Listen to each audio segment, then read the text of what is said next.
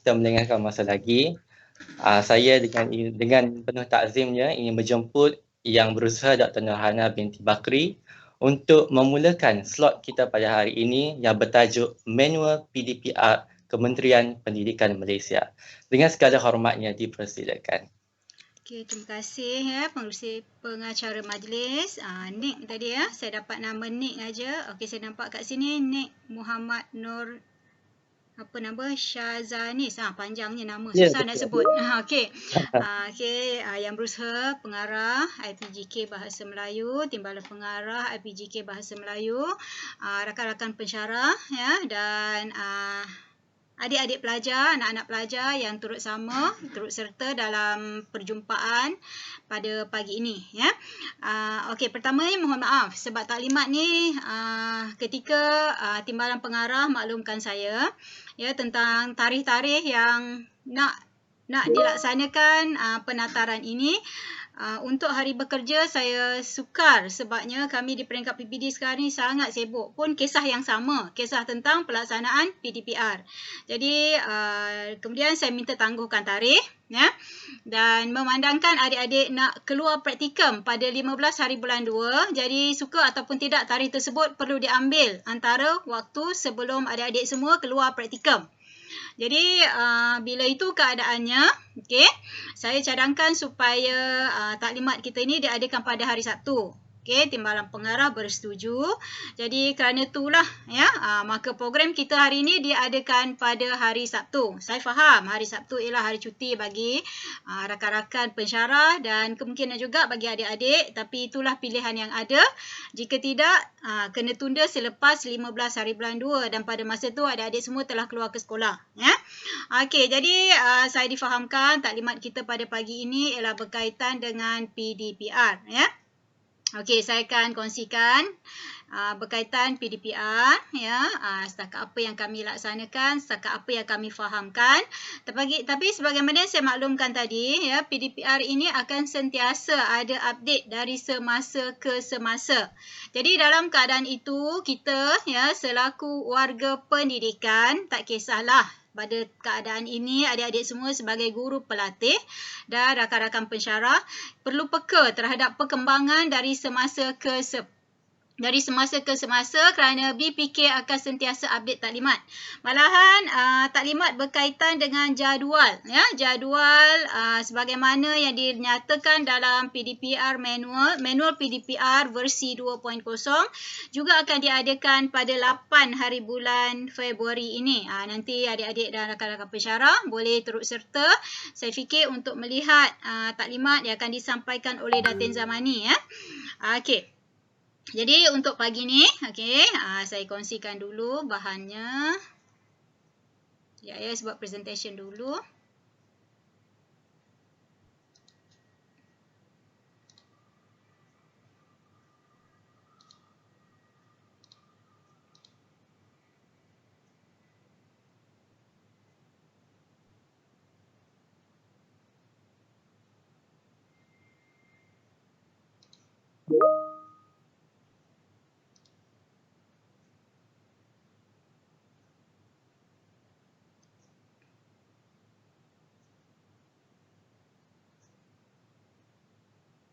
Okey, nak confirm boleh nampak tak slide saya? Boleh. Boleh ya? Dan Boleh, Doktor. okey, slide tu nampak besar ke nampak kecil? Nak confirm dulu. Nampak besar. Nampak besar maknanya penuh ya skrin ya?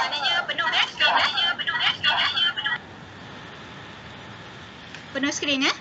Penuh skrin Doktor. Okey.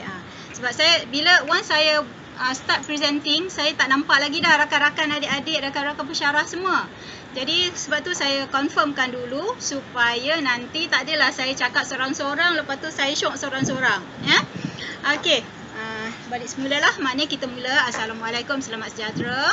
Jadi sebagaimana yang dimaklumkan kepada saya ya, pada pagi ni kita akan bercakap tentang pelaksanaan pengajaran dan pembelajaran dari rumah, dan rujukan kita untuk masa ini ialah manual PDPR versi 2 yang dikeluarkan oleh BPK. Okey. Jadi dalam perbincangan kali ini saya akan fokuskan kepada tiga perkara berikut. Pertama tentang definisi PDPR. Kemudian panduan pelaksanaan jadual waktu PDPR. Okey, ini sebagaimana yang suka saya maklumkan kepada rakan-rakan, adik-adik ya. Ketika panduan pelaksanaan PDPR versi 2.0 dikeluarkan, okey, manual tersebut dikeluarkan bersama-sama dengan panduan pelaksanaan jadual waktu PDPR. Jadi pada pagi ini saya akan sentuh juga tentang panduan pelaksanaan jadual waktu PDPR berdasarkan pemahaman setakat ini. Walau bagaimanapun, sebagaimana yang saya maklumkan tadi, ya, taklimat lebih lanjut berkaitan dengan pelaksanaan jadual waktu PDPR ini akan dibuat oleh BPK, ya, Datin Zamani pada 8 hari bulan Februari 2020. Jadi dalam keadaan itu nanti, harapnya rakan-rakan dan adik-adik semua boleh turut serta, ya, dan update lah pengetahuan daripada perbincangan kita pada pagi ini, ya. Jadi maknanya apapun keadaannya kita perlu melihat informasi dari semasa ke semasa. Okey. Okey, ini yang saya sebutkan tadi kepada adik-adik dan rakan-rakan semua, ya.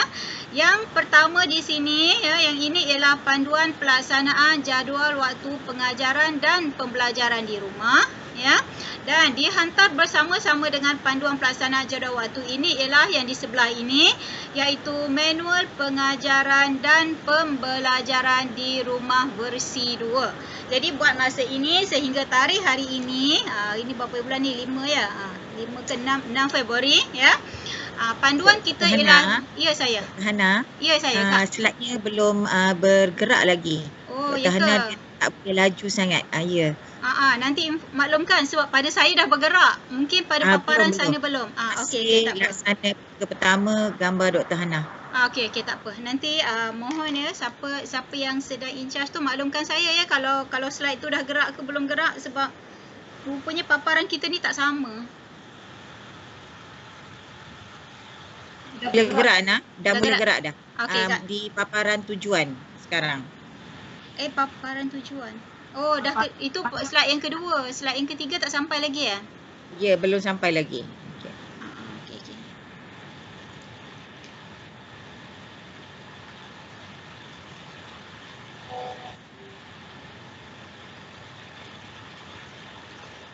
Alahai.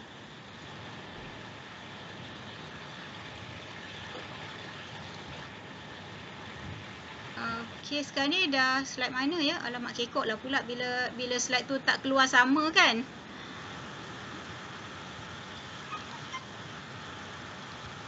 Sekarang ni dah sampai ke slide yang saya tunjuk 2 dokumen tu belum? Sekarang slide ni dah hilang Ana. Dah hilang? Dah tak nampak lagi slide-nya. Oh ya ke? Kejap ya, saya stop presenting balik semula. Lepas tu saya akan present balik semula ya. Okey Nah. Okey.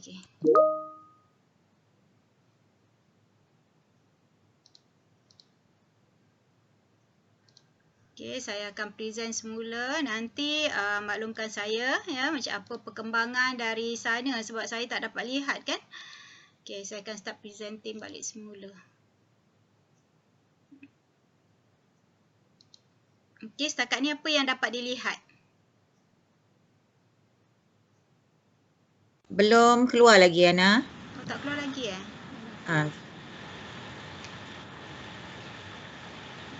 Sedangkan saya dah present dah tu. Tak apa. Kita tunggu. Okey.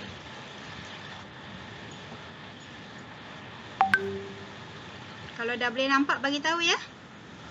Baru boleh nampak. Okay. Sekarang Dr. Hana ada pada slide yang ketiga tapi Dr. Hana tak slide show ya. Dr. Hana belum slide show lagi. Saya tak slide show lagi sebabnya saya nak confirm boleh nampak ke tidak, lepas tu baru saya start balik semula. Ya gitu ya. Okey, sekarang di cursor di slide yang ketiga. Okey, saya ulang balik ke slide yang kedua tentang apa yang kita akan bincang pada pagi ni ya. Okey, saya slide show, nanti inform saya ya macam mana, boleh paparan dia macam mana, boleh nampak tak?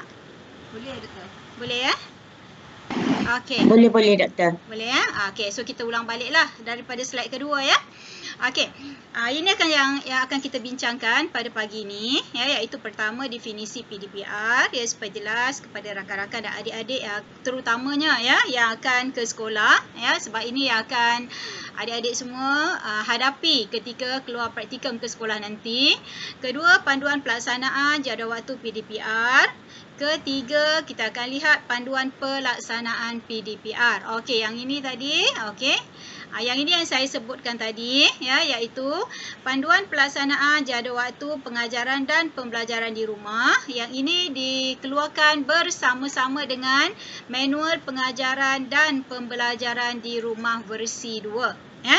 Panduan pelaksanaan ini sebenarnya lebih kepada pihak sekolah ya, sebab pihak sekolah lah yang akan menyusun atur jadual, tapi selaku guru ya, adik-adik akan ke sekolah, dan selaku kita warga pendidikan yang suka ataupun tidak nanti kita akan terlibat juga dengan PDPR ini, maka kedua-duanya kita perlu tahu ya. Okey. Jadi saya akan mulakan dengan ini dahulu. Iaitu paparan sahaja ya. Lepas ni saya lanjutkan ni paparan ini tujuan kenapa panduan pelaksanaan jadual waktu PDPR ini dikeluarkan. Okey, untuk makluman awal ya, dinyatakan kat sini panduan pelaksanaan jadual waktu PDPR ini disediakan untuk memberi perincian perancangan dan pelaksanaan jadual waktu PDPR bagi KSPK ya, Kurikulum Standard Sekolah Rendah KSSR, Kurikulum Standard Kelas Peralihan dan Kurikulum Standard Sekolah Menengah KSSM. Jadi maknanya panduan pelaksanaan jadual waktu pengajaran dan pembelajaran ini akan terpakai dalam semua kurikulum. Ya, maknanya tak kisahlah nanti adik-adik yang akan keluar praktikum akan berada di sekolah rendah, contohnya, atau memang ke sekolah rendah kan, atau nanti berjumpa dengan rakan-rakan guru dari sekolah menengah, atau nanti berjumpa dengan rakan-rakan daripada sekolah pendidikan khas ataupun prasekolah, bermakna inilah panduan yang akan dipakai secara menyeluruh untuk kita warga Kementerian Pendidikan sehingga makluman hari inilah. Kalau tiba-tiba malam nanti ada perubahan, ambillah maklumat yang terkini. Okey, kemudian dinyatakan di sini, garis panduan ini hendaklah dibaca bersama-sama dengan manual pengajaran dan pembelajaran di rumah versi 2. Jadi itu sebab tadi saya katakan bahawa ya, apabila kedua-dua dokumen ini dikeluarkan serentak, maka kita perlu merujuk kedua-duanya serentak. Tidak boleh dikesampingkan salah satu daripadanya. Okey, jadi untuk tujuan perbincangan pada hari ini, saya akan terbalikkan keadaan. Saya akan ceritakan dahulu atau saya akan bincangkan dahulu tentang apa itu PDPR ya, supaya kita ada kefahaman, dan kemudian baru saya akan sentuh tentang jadual waktu. Sebab saya fikir dalam keadaan ini, khususnya bagi adik yang akan keluar praktikum, apa itu PDPR itu lebih penting kepada adik-adik semua. Okey. Okey, sekarang ni saya akan mulakan dengan yang ini. Panduan pelaksanaan PDPR merujuk kepada manual PDPR versi 2.0. Kenapa agaknya panduan ini dikeluarkan? Kenapa PDPR ini perlu dilaksanakan? Asasnya kita ambil daripada apa yang tercatat dalam Pelan Pembangunan Pendidikan Malaysia PPPM 2013-2025. Ya, dalam PPPM tersebut menetapkan bahawa setiap murid mendapat akses kepada pendidikan untuk mencapai potensi diri bagi kehidupan masa hadapan. Oleh itu, murid berhak mendapat peluang mengikuti pendidikan meskipun mereka tidak dapat hadir ke sekolah. Itu asas kenapa PDPR mesti dilaksanakan. Asasnya dalam PPPM telah menetapkan bahawa setiap murid berhak mendapat peluang mengikuti pendidikan meskipun mereka tidak dapat hadir ke sekolah. Jadi cuma nak ingatkan pada adik-adik yang bakal call praktikum ya. Saya dulu juga pensyarah, kerana tu saya tahu senarionya, kerana tu saya akan sebut-sebut juga khususnya untuk adik-adik ni ya. Ketika keluar hadir ke sekolah untuk praktikum nanti, adik-adik akan berhadapan dengan macam-macam pendapat. Jadi sebelum menerima sebarang pendapat, dapatkan dahulu maklumat yang setepatnya. Di luar sana, masyarakat pelbagai, tekanan ibu bapa, tekanan guru, tekanan pentadbir dan semuanya akan menyebabkan masing-masing keluarkan pelbagai pendapat. Ya? Jadi rujuk perkara yang sebenar sebelum terpengaruh dengan apa jua pendapat yang ada di luar. Ya. Okey, saya lanjutkan. Manual PDPR ya dibangunkan bertujuan untuk membantu guru. Dalam keadaan ini membantu guru. Nanti adik-adik yang akan keluar ke praktikum, adik-adik juga akan berperanan sebagai guru walaupun pada masa itu ialah guru pelatih ya. Membantu guru melaksanakan PDPR sebagai alternatif pembelajaran norma baharu. Perkara ini perlu kita terima pakai kerana inilah bentuk pengajaran dan pembelajaran yang perlu kita hadapi untuk tempoh ini. Ya, manual ini juga sebagai rujukan untuk pentadbir sekolah, PPD, JPN dan bahagian di KPM. Dan sekali lagi disebutkan kat sini, manual ini hendaklah dibaca bersama-sama surat perkeliling ikhtisas, surat siaran, surat pemakluman dan garis panduan KPM yang berkaitan yang sedang berkuat kuasa. Jadi dalam keadaan ini nanti kita akan lihat ya apakah yang perlu dilaksanakan oleh adik-adik khususnya yang akan keluar ke sekolah dalam pada 15 hari bulan Februari nanti. Okey, definisi PDPR. Okey. PDPR bermaksud pengajaran dan pembelajaran yang dilaksanakan di rumah atau pusat komuniti atau di mana-mana lokasi yang bersesuaian. Itu asas yang perlu faham. Jangan lepas ni bila sebut PDPR mesti di rumah sahaja. Tidak. Lepas tu jangan merungut apabila ada sekolah yang melaksanakan PDPR di pusat komuniti. Ya? Dan di sini jelas bahawa PDPR yang dilaksanakan di rumah atau pusat komuniti atau di mana-mana lokasi yang bersesuaian. Saya sebutkan ini kerana dalam makluman kami di peringkat PPD ya, ada kawasan-kawasan tertentu yang mempunyai masalah kepada akses internet dan sebagainya. Akhirnya mereka menyediakan kemudahan di pusat komuniti. Ya, yang tu kena accept ya, jangan nanti merungut dengan perkara-perkara ni. PDPR boleh dilaksanakan, okey ni ayat seterusnya. PDPR boleh dilaksanakan dalam talian atau luar talian secara berstruktur dan terancang. Ini lagi kena pegang ayat ni, ayat yang kedua ya, berkaitan dengan definisi nanti apa nak dilaksanakan di sekolah. PDPR boleh dilaksanakan dalam talian. Okey, atau luar talian, tetapi sama ada dalam atau luar talian perlu dilaksanakan secara berstruktur dan terancang. Nanti kita lihat apa maksud dalam talian, apa maksud luar talian. Ya, PDPR dilaksanakan apabila murid tidak dapat hadir ke sekolah dalam satu tempoh yang tertentu atas sebab bencana atau wabak atau sebab-sebab lain dengan kelulusan pendaftar negeri. Yang ni tak perlu dipersoalkan. Ya? Okey, sekarang ni kita pergi kepada ini.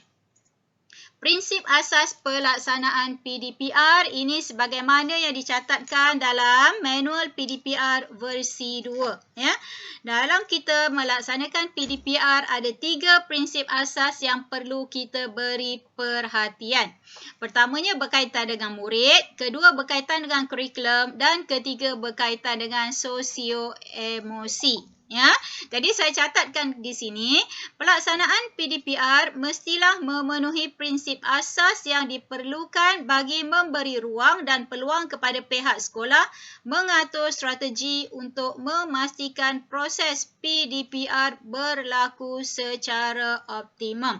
Okey, sebelum saya detailkan 3 perkara ini, 3 asas ini, saya sebutkan ya kepada adik-adik yang bakal ke sekolah. Sekolah kita di Malaysia ini pelbagai. Kita jangan andaikan bahawa apabila adik-adik belajar di Kuala Lumpur, adik-adik fikir bahawa kemudahan yang diterima di sekolah seperti adik berada di Kuala Lumpur. Ya, kita tak tahu lagi adik-adik akan pergi ke sekolah mana. Dan adik-adik tak tahu lagi bagaimana keadaan di sekolah. Ya, jadi dalam keadaan ini pihak sekolah akan ada strateginya yang tersendiri bagi memastikan PDPR ini boleh dilaksanakan. Di situ nanti adik-adik akan tahu, adik-adik akan berkenalan bagaimana PDPR dilaksanakan berdasarkan strategi yang disusun oleh pihak sekolah. Apapun keadaannya, setiap strategi yang diatur oleh pihak sekolah itu akan terikat kepada 3 prinsip asas ini, iaitu pertama, pelaksanaan PDPR bertujuan untuk memastikan tiada murid tercicir dalam pembelajaran. Jadi dalam keadaan ini, apapun strategi yang diatur, asas yang perlu diberi perhatian ialah untuk memastikan tiada murid tercicir dalam pembelajaran. Jadi dalam keadaan ini, sekolah perlu memastikan semua murid dapat mengikuti PDPR berdasarkan keperluan dan kesediaan mereka. Dan di sinilah nanti kita akan lihat ada PDPR yang dilaksanakan secara online, ada PDPR yang dilaksanakan secara offline, dan offline itu pula ada pelbagai bentuk. Nanti saya akan perincikan tentang perkara tersebut. Okey, seterusnya prinsip asas yang kedua dalam pelaksanaan PDPR ialah yang ini. Asas pembelajaran dipenuhi bermakna kurikulum. Kurikulum perlu dipenuhi. Kehendak kurikulum perlu dipenuhi. Dokumen kurikulum perlu sentiasa dijadikan rujukan. Okey, ketika saya menyebut tentang dokumen kurikulum, untuk adik-adik yang akan ke sekolah, untuk maklumat rakan-rakan pensyarah juga, bila saya sebut tentang dokumen kurikulum sehingga sekarang ni tahun 2021, keseluruhan murid kita di sekolah menengah telah menggunakan KSSM dan murid kita di sekolah rendah sehingga tahun semua di sekolah rendah keseluruhannya akan menggunakan KSSR semakan. Jadi dalam keadaan ini, apabila kita menerima dokumen kurikulum, apabila kita merujuk kepada dokumen kurikulum, pastikan kita merujuk kepada dokumen kurikulum yang betul. Okey. Cuma sekarang yang ada penggunaan dokumen lama ialah pada murid-murid yang berada di sekolah sekarang, iaitu murid di tingkatan 5220. Mereka masih menggunakan kurikulum yang lama. Mereka ialah batch terakhir, tapi murid tingkatan 52021 telah pun menggunakan kurikulum KSSM, kurikulum yang baharu. Okey, dan untuk skor rendah, pastikan dokumen tersebut ialah dokumen semakan. Dan dah berlaku penambahbaikan, bukannya dokumen kurikulum yang lama. Nanti ketika adik-adik sampai ke sekolah, saya fikir hal ini akan dimaklumkan juga oleh pihak pentadbir sekolah. Okey, dalam hal ini, dalam pelaksanaan kurikulum, prinsip asasnya ialah guru perlu memastikan standard kandungan dan standard pembelajaran yang disampaikan melalui kaedah yang pelbagai. Apabila merujuk pada dokumen kurikulum yang baru iaitu DSKP, di situ ada 2 aspek yang adik-adik rakan-rakan perlu jelas bahawa dalam DSKP ada standard kandungan dan ada standard pembelajaran. Standard kandungan ialah matlamat jangka panjang dan standard pembelajaran ialah matlamat semasa dalam proses PDP tersebut. Jadi kedua-dua ini perlu dilihat. Kemudian guru hendaklah melaksanakan pentaksiran yang adil. Berpegang pada DSKP, dalam DSKP menetapkan bahawa PBD, pentaksiran bilik darjah, khususnya untuk sekolah rendah, sebab sekolah rendah ni tak ada peperiksaan buat masa ini ya. PBD ini akan main peranan penting. Setiap guru mesti pastikan bahawa PBD ini berlangsung dalam proses PDPR. Justru dalam manual ini ditetapkan bahawa guru hendaklah melaksanakan pentaksiran yang adil, menyeluruh bagi memastikan murid mencapai tahap penguasaan yang ditetapkan. Ini tanggungjawab kita sebagai guru. Ya, tentang macam mana nak menyampaikan kurikulum.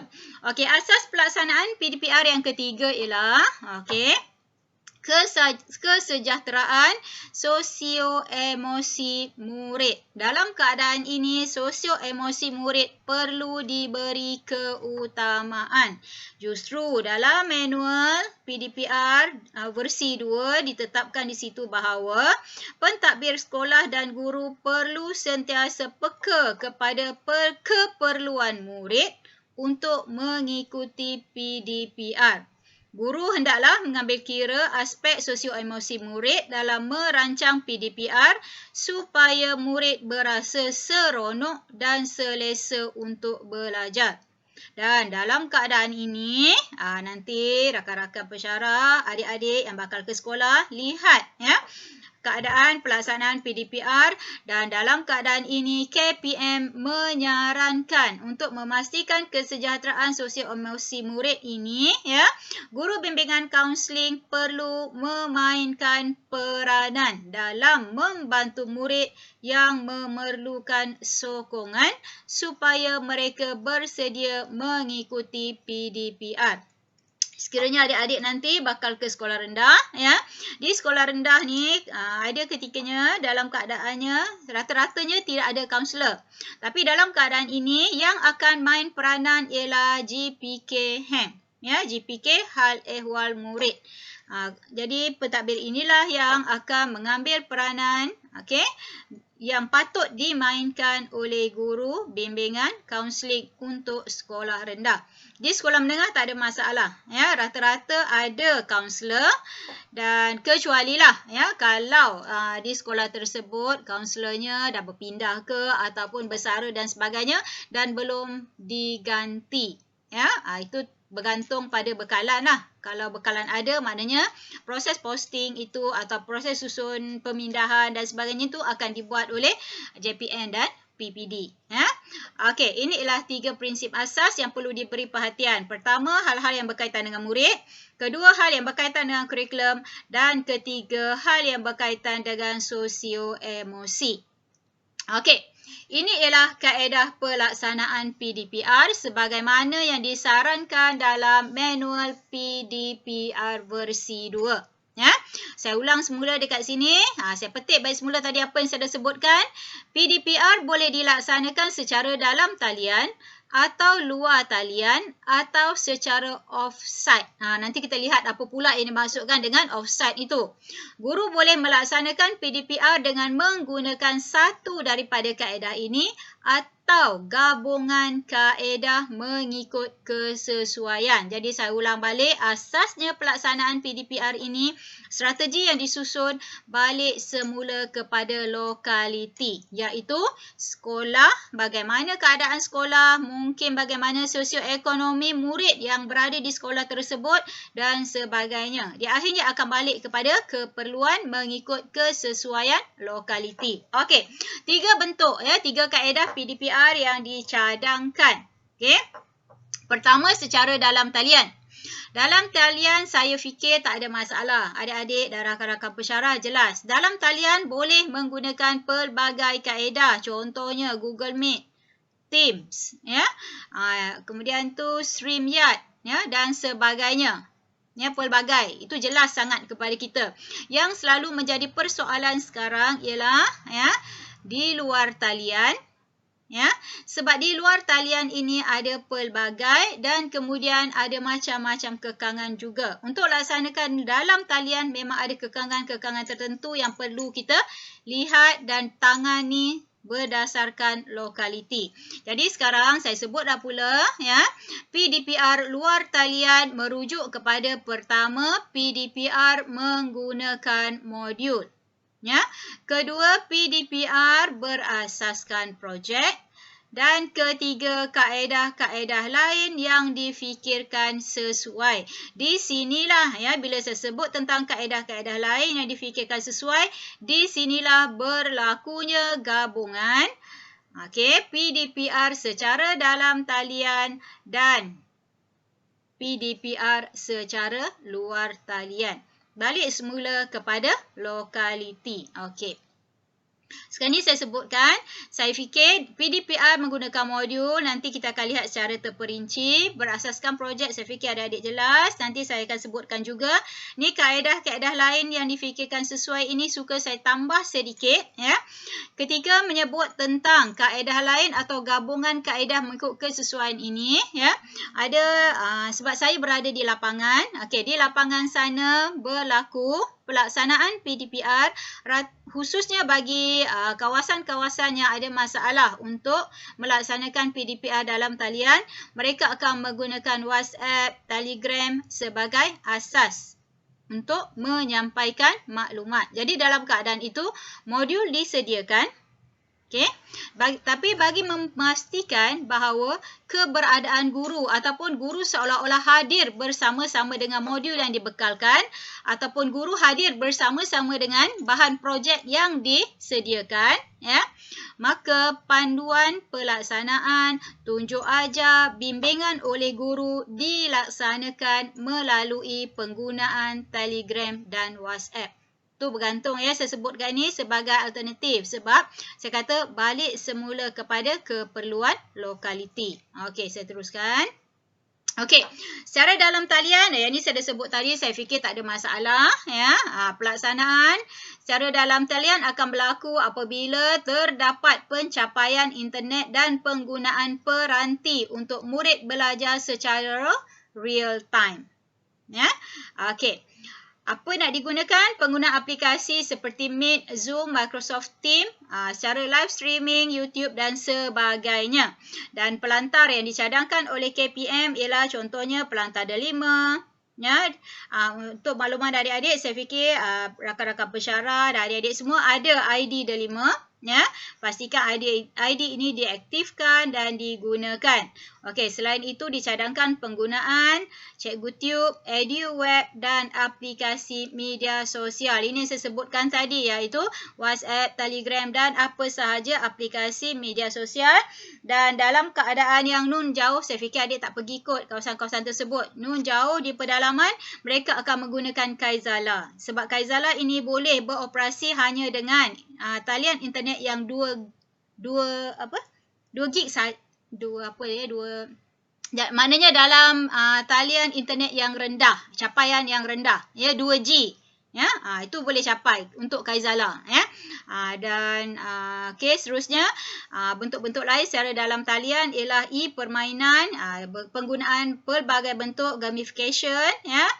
Video klip, audio, buku rakaman tugasan dan sebagainya. Ini ialah contoh pelaksanaan PDPR secara dalam talian yang saya fikirkan untuk adik-adik, rakan-rakan pensyarah jelas tentang perkara ni dan tak ada masalah.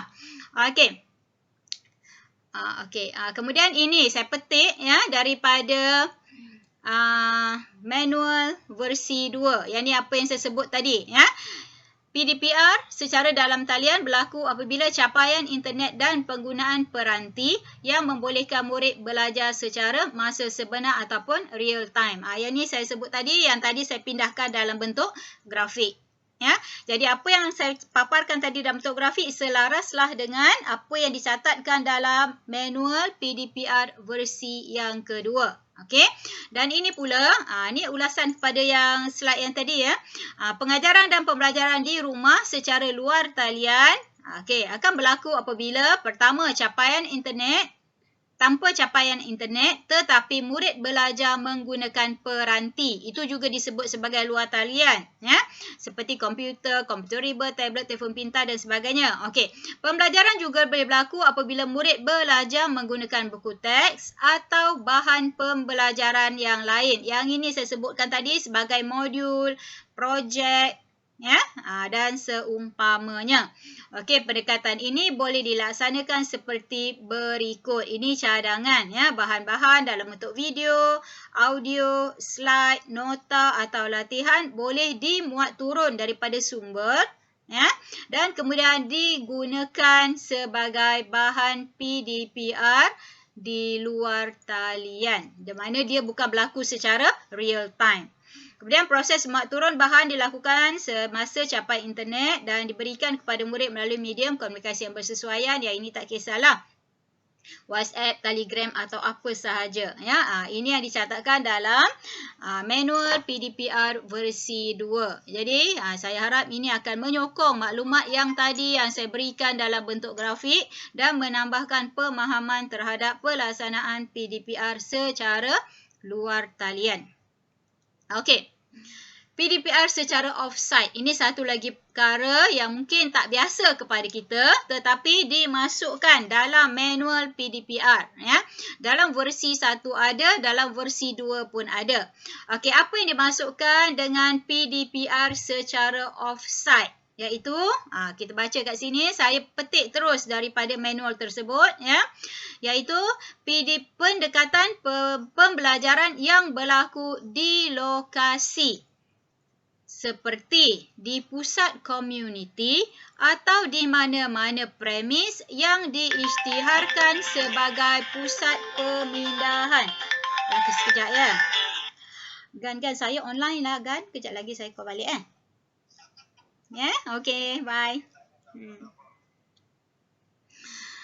Okey, sekejap. Okey, saya ulang balik. Ni ada gangguan tiba-tiba pula ni. Minta maaf, ya, kepada peserta, rakan-rakan pensyarah, adik-adik, ya. Okey, saya ulang balik. Pengajaran PDPR di rumah secara off-site ialah, okey, proses PDPR yang berlaku di lokasi seperti pertama di pusat komuniti atau di mana-mana premis yang diisytiharkan sebagai pusat pemindahan sementara akibat bencana atau wabak. Sekarang ni ada tempat-tempat yang banjir, kan? Jadi nanti jangan rasa pelik apabila, ya, ada pula yang perlu melaksanakan PDPR secara off-site. Ya, dan kemudian tadi sebagaimana saya maklumkan awal tadi, sengaja saya sebutkan ada PDPR yang perlu dilaksanakan di pusat komuniti kerana kawasan-kawasan tersebut ada masalah capaian internet dan, ya, pihak komuniti mengambil inisiatif untuk mengumpulkan murid di satu-satu tempat dengan mengikuti SOP yang sesuai bagi membolehkan murid belajar dan PDPR berlangsung. Jadi itu bukan sesuatu yang luar biasa. Jika adik-adik nanti posting mungkin, tak kisah lepas ni posting ke, sebab kita tak tahu COVID sampai bila, kan? Dan praktikum di kawasan-kawasan yang tertentu. Nanti jangan jadi pelik pula, ya. Bukan sesuatu yang luar biasa. Ada dalam manual pelaksanaan PDPR. Okey.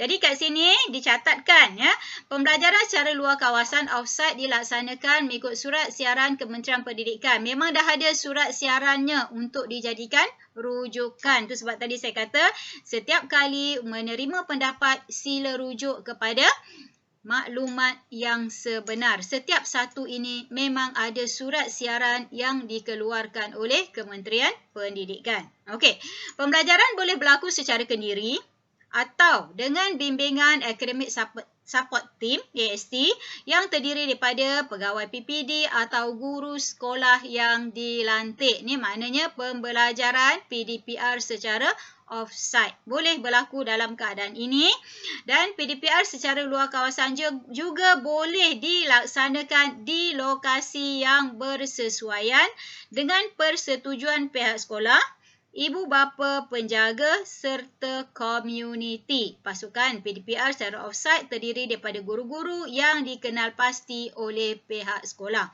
Jadi saya tak tahulah nanti adakah adik-adik yang bakal praktikum anda akan termasuk sebagai kumpulan yang dipilih, tetapi saya sebutkan ini sebagai makluman awal, jangan terperanjat dan jangan timbul rungutan. Ya, memang ada dalam manual yang dikeluarkan oleh KPM.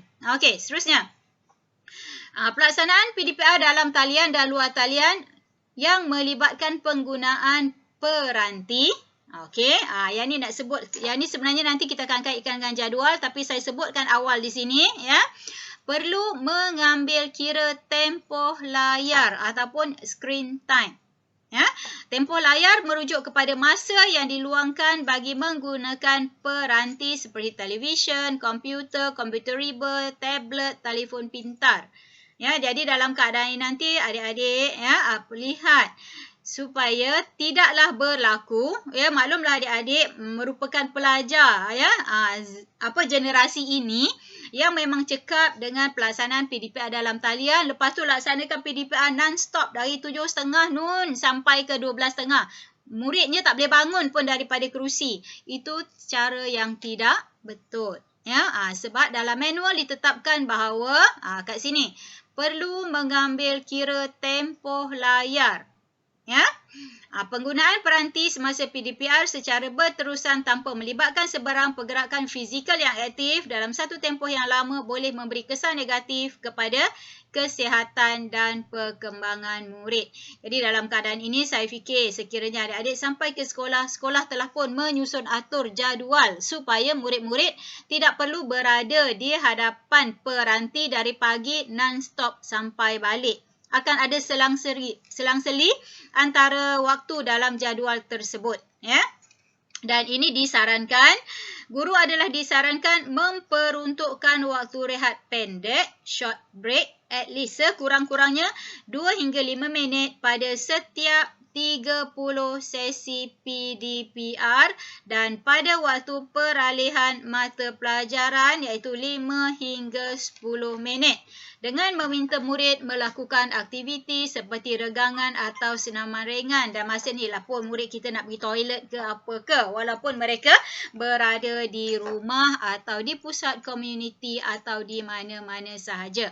Jadi maknanya aware kat situ perlu ada jarak waktu ya untuk murid-murid ni lakukan senaman mungkin sikit ataupun jarak waktu untuk memberi ruang kepada murid-murid yang mengikuti PDPR itu untuk berehat seketika. Cadangannya sebagaimana yang tertera. Okey.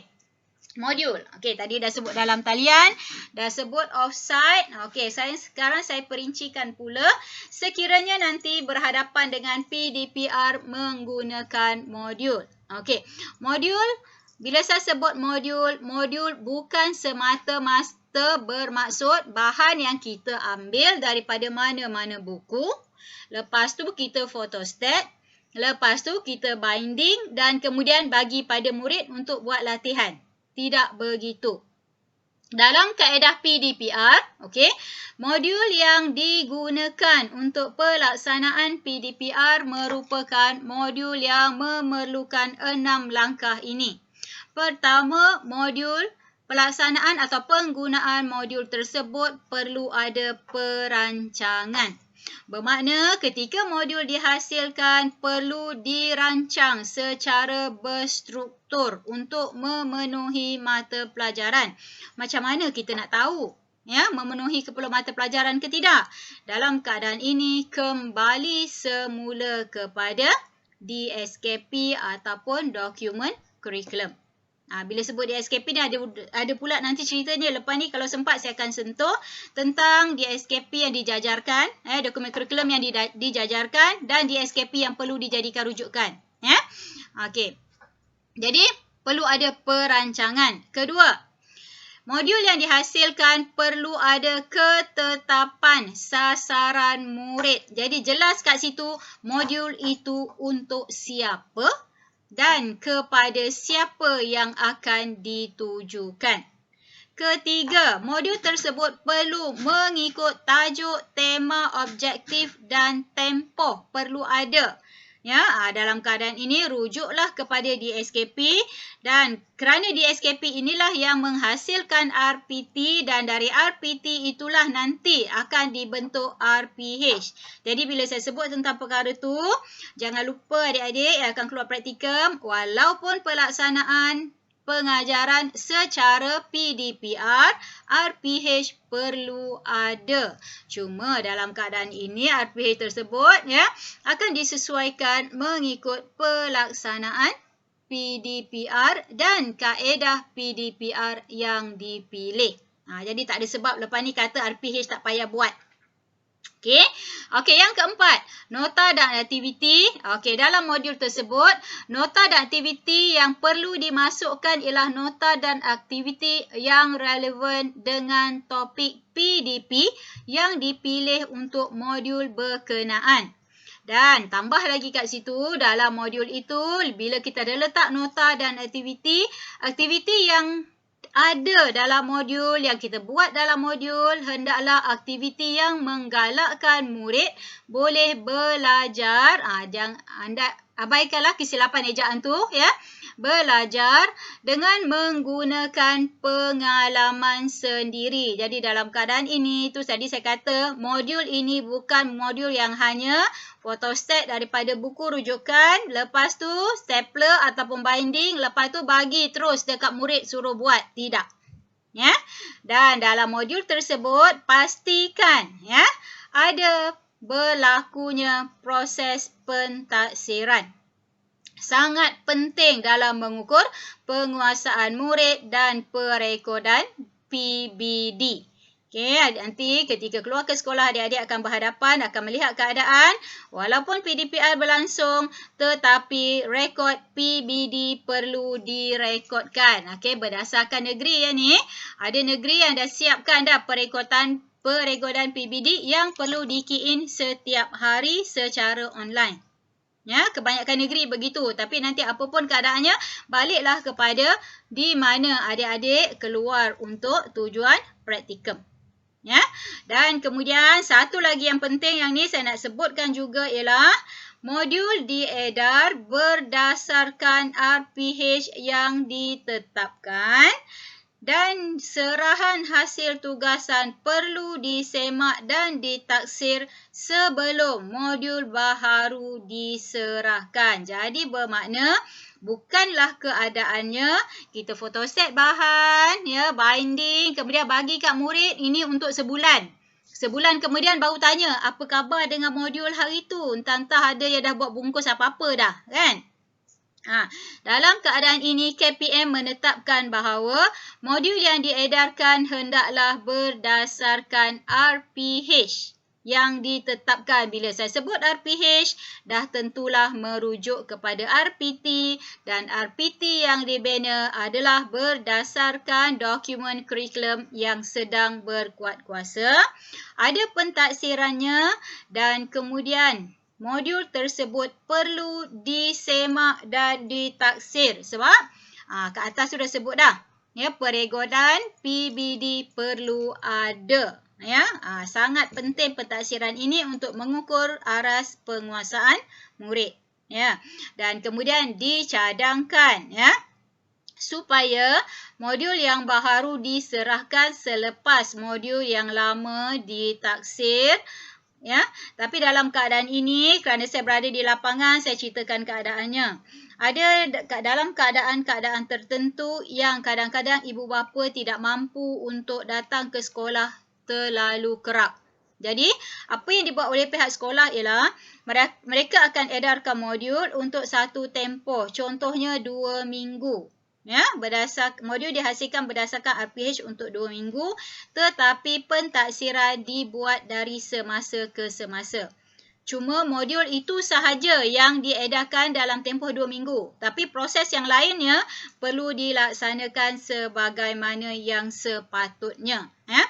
Jadi bergantung kepada tempat di mana nanti adik-adik akan keluar praktikum. Itu saya kata apapun keadaannya, banyak perkara-perkara pelaksanaan PDPR ini berbalik semula kepada lokaliti, kedudukan sekolah, bagaimana masyarakat dan muridnya.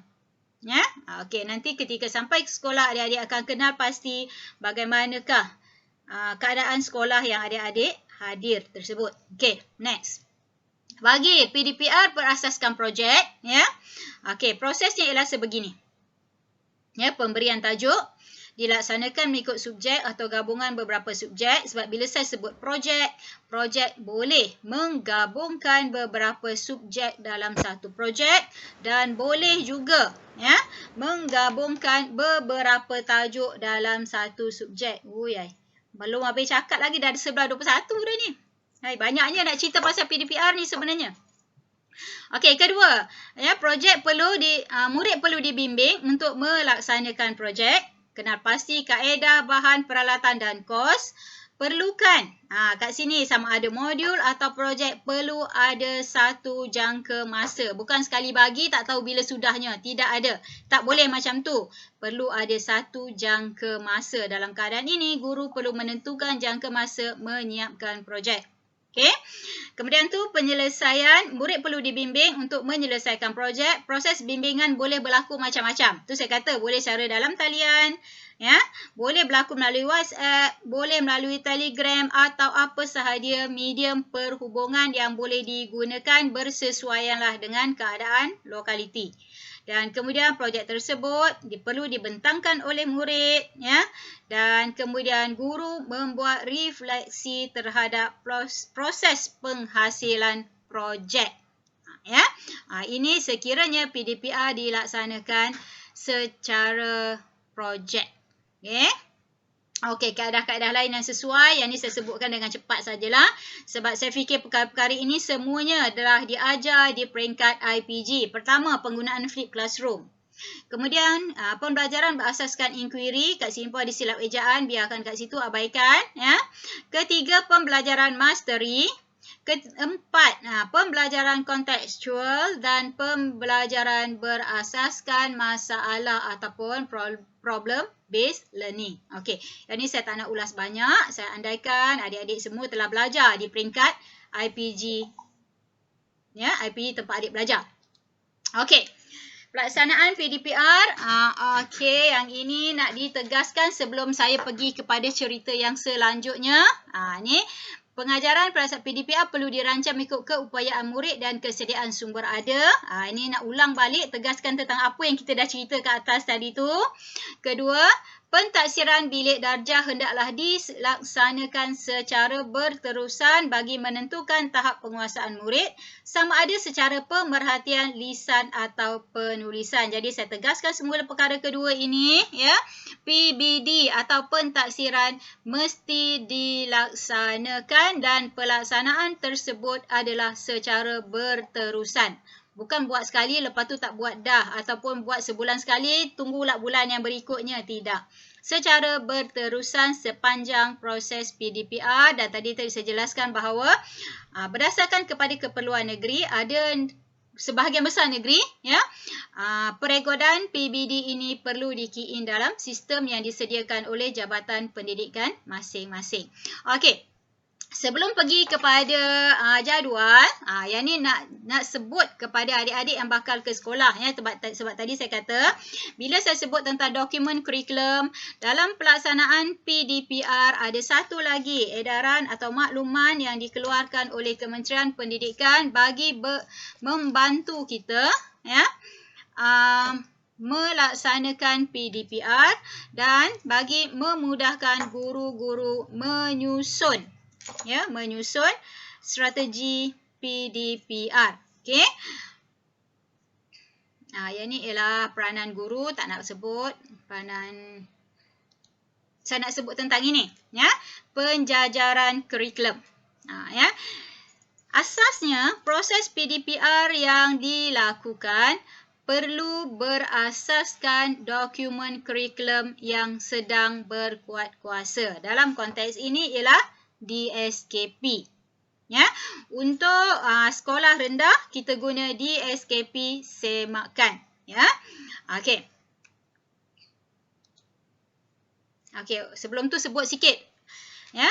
Kemudian pada masa yang sama, ya, Kementerian Pendidikan menjajarkan semula kurikulum supaya setiap topik dalam DSKP itu dapat disampaikan dalam tempoh yang sepatutnya. Sebab apa perlu dijajarkan? Sebab proses PDPR berlangsung tidak seperti proses PDP dalam bilik darjah. Tadi pun kita dah tengok dah. Perlu ada waktu senggang, perlu ada waktu rehat antara waktu tersebut. Lepas tu ada pula kekangan-kekangan yang ada yang terpaksa dilaksanakan secara online, ada dilaksanakan secara offline. Offline pula ada projek, ada modul. Kemudian tu ada pula yang terpaksa dilaksanakan secara offsite dan sebagainya. Jadi kerana itu, atas keperluan tersebut, maka keluarlah satu dokumen, ya, yang disebut sebagai penjajaran kurikulum. Untuk tahun 2021, kita akan merujuk kepada dokumen penjajaran kurikulum 2.0. Tahun lepas ada satu dokumen penjajaran kurikulum, ya, dan sekarang penjajaran dokumen 2.0. Ini kalau nak cerita lanjut kena ada satu slot lain tentang penjajaran kurikulum. Tapi saya sebut secara ringkas, ya, untuk makluman awal kepada adik-adik yang nak keluar ke praktikum khususnya. Okey, apa dia sebenarnya penjajaran kurikulum ini? Okey, penjajaran kurikulum adalah penyusunan semula kurikulum, kandungan, pedagogi dan pentaksiran berdasarkan hasil pembelajaran yang dihasratkan oleh guru. Apabila saya menyebut tentang dihasratkan oleh guru di sini, bermaksud hasrat itu merujuk kepada dokumen kurikulum yang sedang berkuat kuasa. Bukannya hasrat yang suka-suka, tidak. Ya? Okey. Ini yang disebutkan dalam dokumen penjajaran kurikulum.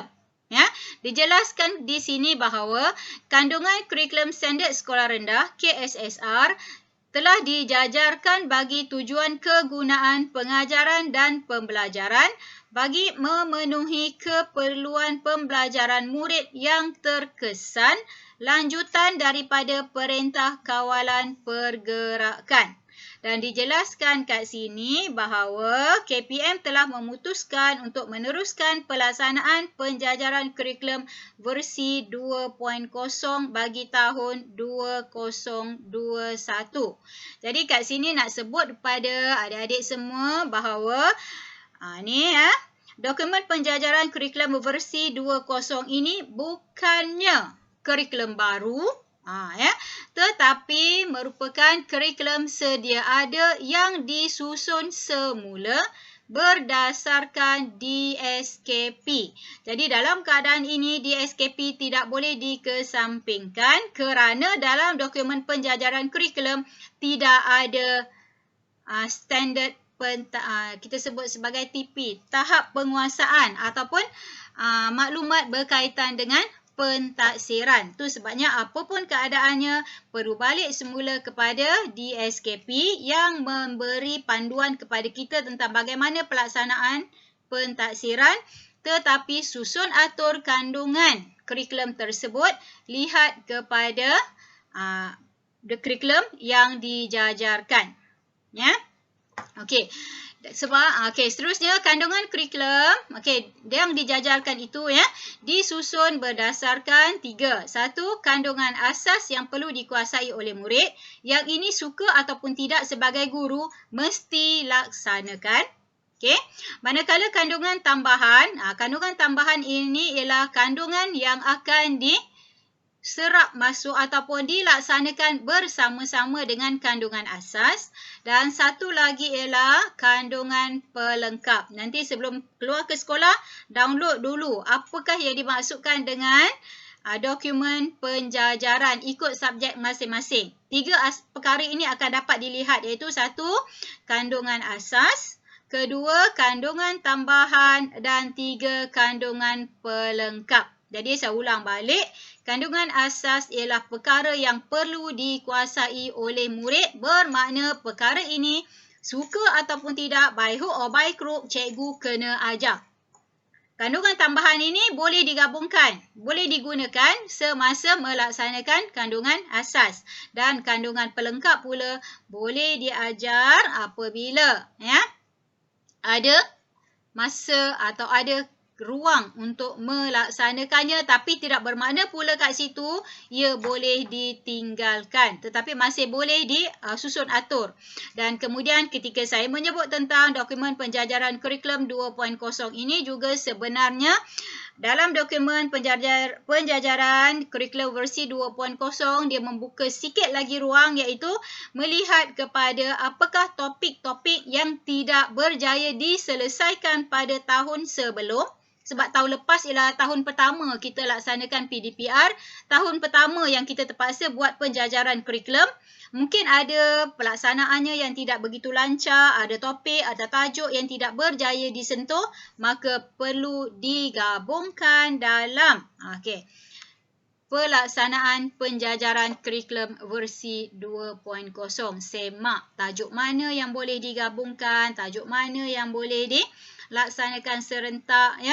Yang pasti pada hujung tahun, ya, menjelang hujung tahun, semua kehendak, semua keperluan dokumen kurikulum perlu boleh dilaksanakan. Jadi kerana itu KPM meletakkan harapan kat sini, dia kata harapan KPM agar guru dapat terus merancang dan melaksanakan pengajaran dan pembelajaran pada tahun 2021 dengan lebih berkesan. Jadi dalam keadaan ini, kecekapan, satu, kreativiti guru sangat diperlukan, ya, dalam merancang pelaksanaan PDPR.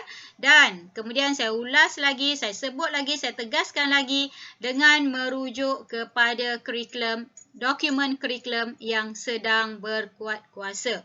Bukannya berpegang kepada buku teks, ya, sebab saya tahu nanti bila adik-adik keluar ke sekolah akan ada versi-versi ayat yang mengatakan bahawa okey, nak ajar nanti rujuk je buku teks. Tidak, rujuk kepada dokumen kurikulum, bukan buku teks.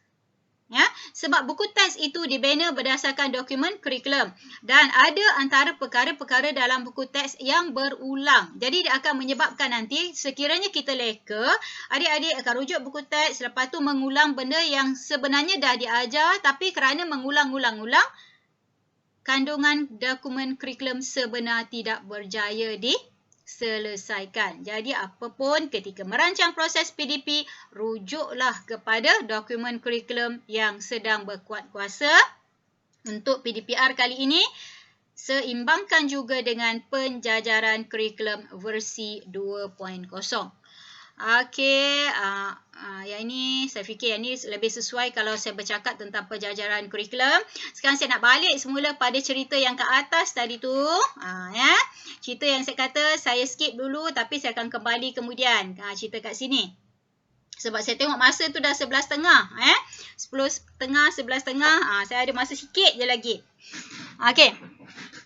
Yang ni saya katakan tadi, panduan pelaksanaan jadual waktu pengajaran dan pembelajaran di rumah. Tadi saya dah jelaskan apa itu PDPR, bagaimana PDPR nak dilaksanakan, apa tanggungjawab kita selaku guru terhadap pelaksanaan PDPR. Okey, sekarang nak sebut pula tentang panduan pelaksanaan jadual waktu PDPR dan sebagaimana saya katakan tadi, ya, taklimat oleh BPK terhadap panduan pelaksanaan jadual waktu ini akan, ya, dikemaskini, akan diadakan pada 8 Februari nanti. Jadi kemaskini maklumat yang diterima pada hari ini berdasarkan taklimat oleh BPK pada 8 Februari. Ya, jadi sebab kita sekarang guru perlu sentiasa peka. Tak boleh ikut dulu saya tahu, sekarang saya tahu. Tidak. Ikut maklumat semasa. Okey. Objektif panduan pelaksanaan jadual waktu. Kenapa agaknya selepas keluar tadi manual pelaksanaan PDPR versi 2, keluar pula bersama-sama dengan panduan pelaksanaan jadual waktu ni. Pertama, kerana KPM melihat, ya, ada keperluan-keperluan tertentu, maka dokumen ini keluar. Tujuannya pertama kat sini, ya, untuk mencadangkan peruntukan masa PDPR yang terancang, sistematik, berstruktur dan seimbang agar tidak berlaku lambakan kerja rumah yang membebankan murid. hal ini sekarang kalau kita cakna dengan apa yang berlaku di luar, ibu bapa mula bising. Apabila guru hanya beri tugasan kepada anak, lepas tu bukan satu subjek. Katalah murid tu satu orang murid ambil 5 subjek, 5 orang guru bagi lambakan kerja rumah. Lepas itu kerja rumah tersebut tak kisahlah bentuk modul apapun ya. Lepas itu tidak dipandu, maka ibu bapa perlu jadi cikgu pula untuk mengajar anak-anaknya. Jadi kat situ kita lihat di mana peranan guru, di mana peranan ibu bapa. Adakah guru hanya bertugas untuk beri kerja dan kemudian lepas tangan kepada ibu bapa, atau beri tugas tetapi memandu muridnya untuk belajar? Itu tadi saya dah sebut panjang lebar dah semasa saya bagi maklumat tentang pelaksanaan PDPR. Itu sebab saya cerita yang itu dulu, baru saya datang ke sini. Okey, kemudian kedua, okey, kenapa panduan ini dikeluarkan lagi? Untuk menjadi rujukan bagi pengurusan sekolah, ya. Guru mata pelajaran, ibu bapa atau semua pihak yang berkepentingan dalam melaksanakan jadual waktu PDPR bagi memastikan kelangsungan pembelajaran murid. Sebabnya asasnya tadi kita dah sebut dalam PPPM menjelaskan, ya, termaktub di situ bahawa murid berhak mendapat pendidikan walaupun mereka tidak hadir ke sekolah. Jadi ini kita kena lihat. Ketiga, panduan ini bertujuan untuk membantu guru membina suasana PDPR yang mesra ibu bapa, agar mereka dapat memberi sokongan berterusan terhadap pembelajaran di rumah. Yang ini saya nak cerita pada adik-adik yang bakal keluar praktikum. Ya. Ada ibu bapa kita di rumah, ya, saya tak tahulah kalau di sekolah adik-adik pergi nantilah sekolah orang kaya-kaya belaka. Ya. Tapi realiti kehidupan kita bahawa kehidupan kita ini pelbagai. Dalam keadaan ini saya faham adik-adik semua ada smartphone. Di rumah sana, ya, di rumah sana anak-anak yang belajar di sekolah ada golongan B40, ada golongan M40 dan sebagainya. Peranti sangat terhad bagi kumpulan-kumpulan B40 khususnya. Kalau ada smartphone pun, smartphone itu kepunyaan ibu dan ayahnya. Dan smartphone itu pula nanti dibawa oleh ibu dan ayah ketika ibu dan ayah keluar pergi bekerja. Jadi, anak-anak yang tinggal di rumah, mereka akan ada kekangan-kekangan tertentu untuk mengikuti PDPR. Jadi dalam keadaan itu flexibility sangat penting. Kalau sempat nanti saya cerita sikit tentang bagaimana kita nak kita nak katakan jadi apa? Proses macam mana kita nak menilai PDPR kalau sempatlah, ya. Saya tak janji pula tu sebab saya tengok waktu juga ni. Jadi dalam keadaan ini, pelaksanaan ini, panduan pelaksanaan ini dikeluarkan juga bagi membantu memberi maklumat supaya apa? Supaya PDPR yang dilaksanakan mesra ibu bapa. Ini contoh bagaimana jadual PDPR seperti dalam garis panduan. Ya, jadual waktu PDPR merangkumi peruntukan masa PDPR dan tutorial. Jadi dalam keadaan ini KPM mencadangkan, sebab tadi kita ada waktu layar kan, supaya murid kita ni tak adalah duduk depan peranti daripada 7.30 sampailah 12.30, tak kan? Jadi kerana itu dalam susun atur jadual waktu, ya, KPM mencadangkan dalam PDPR ini akan ada dua keadaan.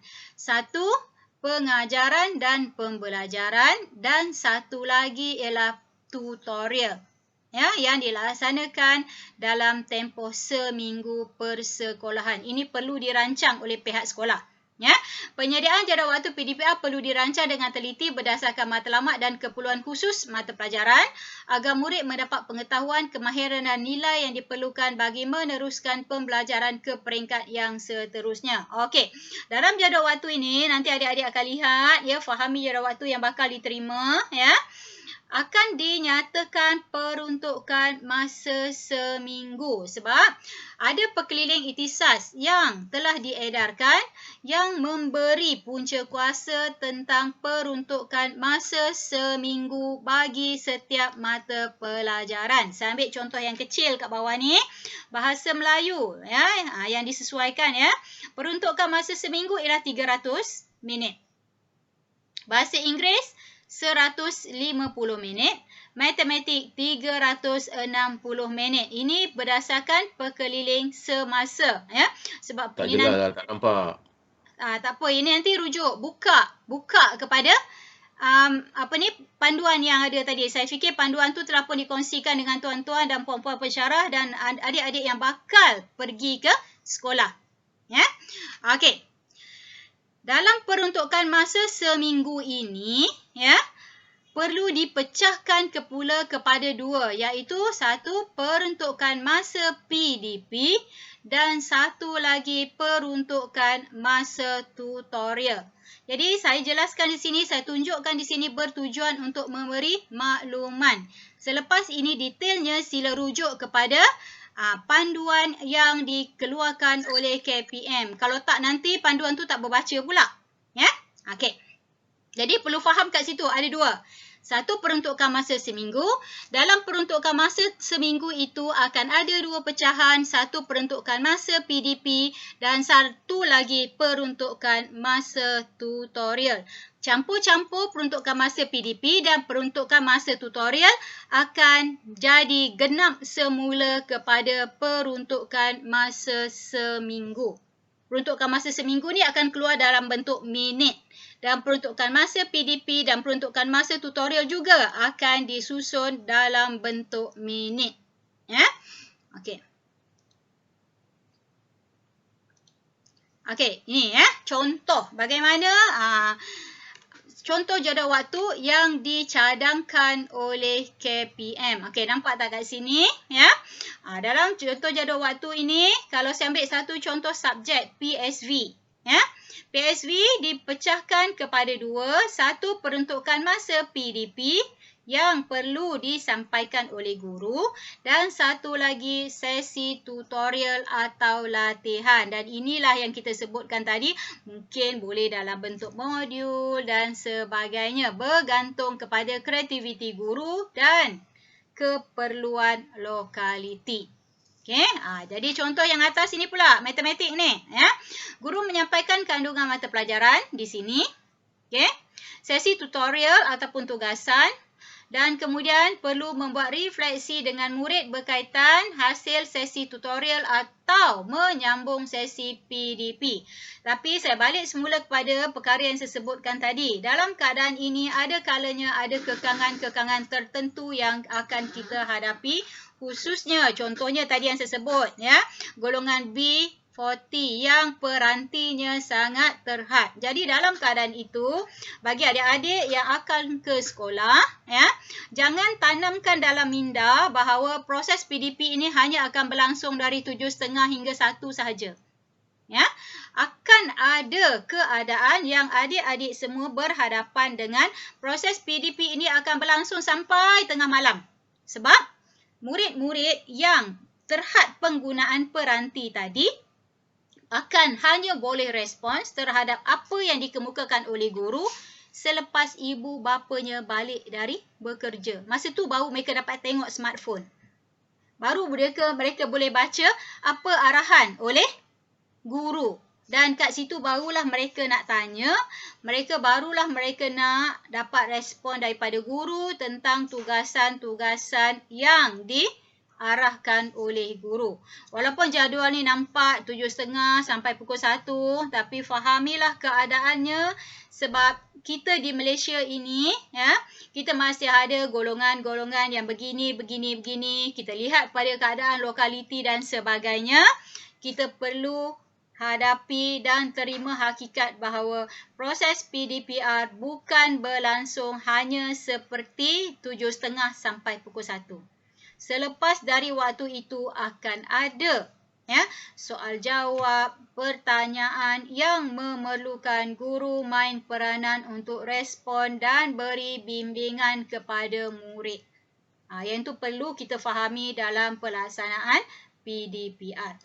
Ya, jadi kat sini disarankan kalau dalam manual ni dia kata pihak sekolah perlu menyediakan jadual waktu PDPR, rujuk pada rajah yang saya tunjuk tadi yang sesuai dengan situasi. Balik pada situasi dan sumber yang ada di sekolah mengikut peruntukan masa PDP dan tutorial. Seperti yang dinyatakan dalam lampiran 1. Nanti ketika lihat kepada edaran yang dikeluarkan oleh Kementerian Pendidikan, rujuklah lampiran 1.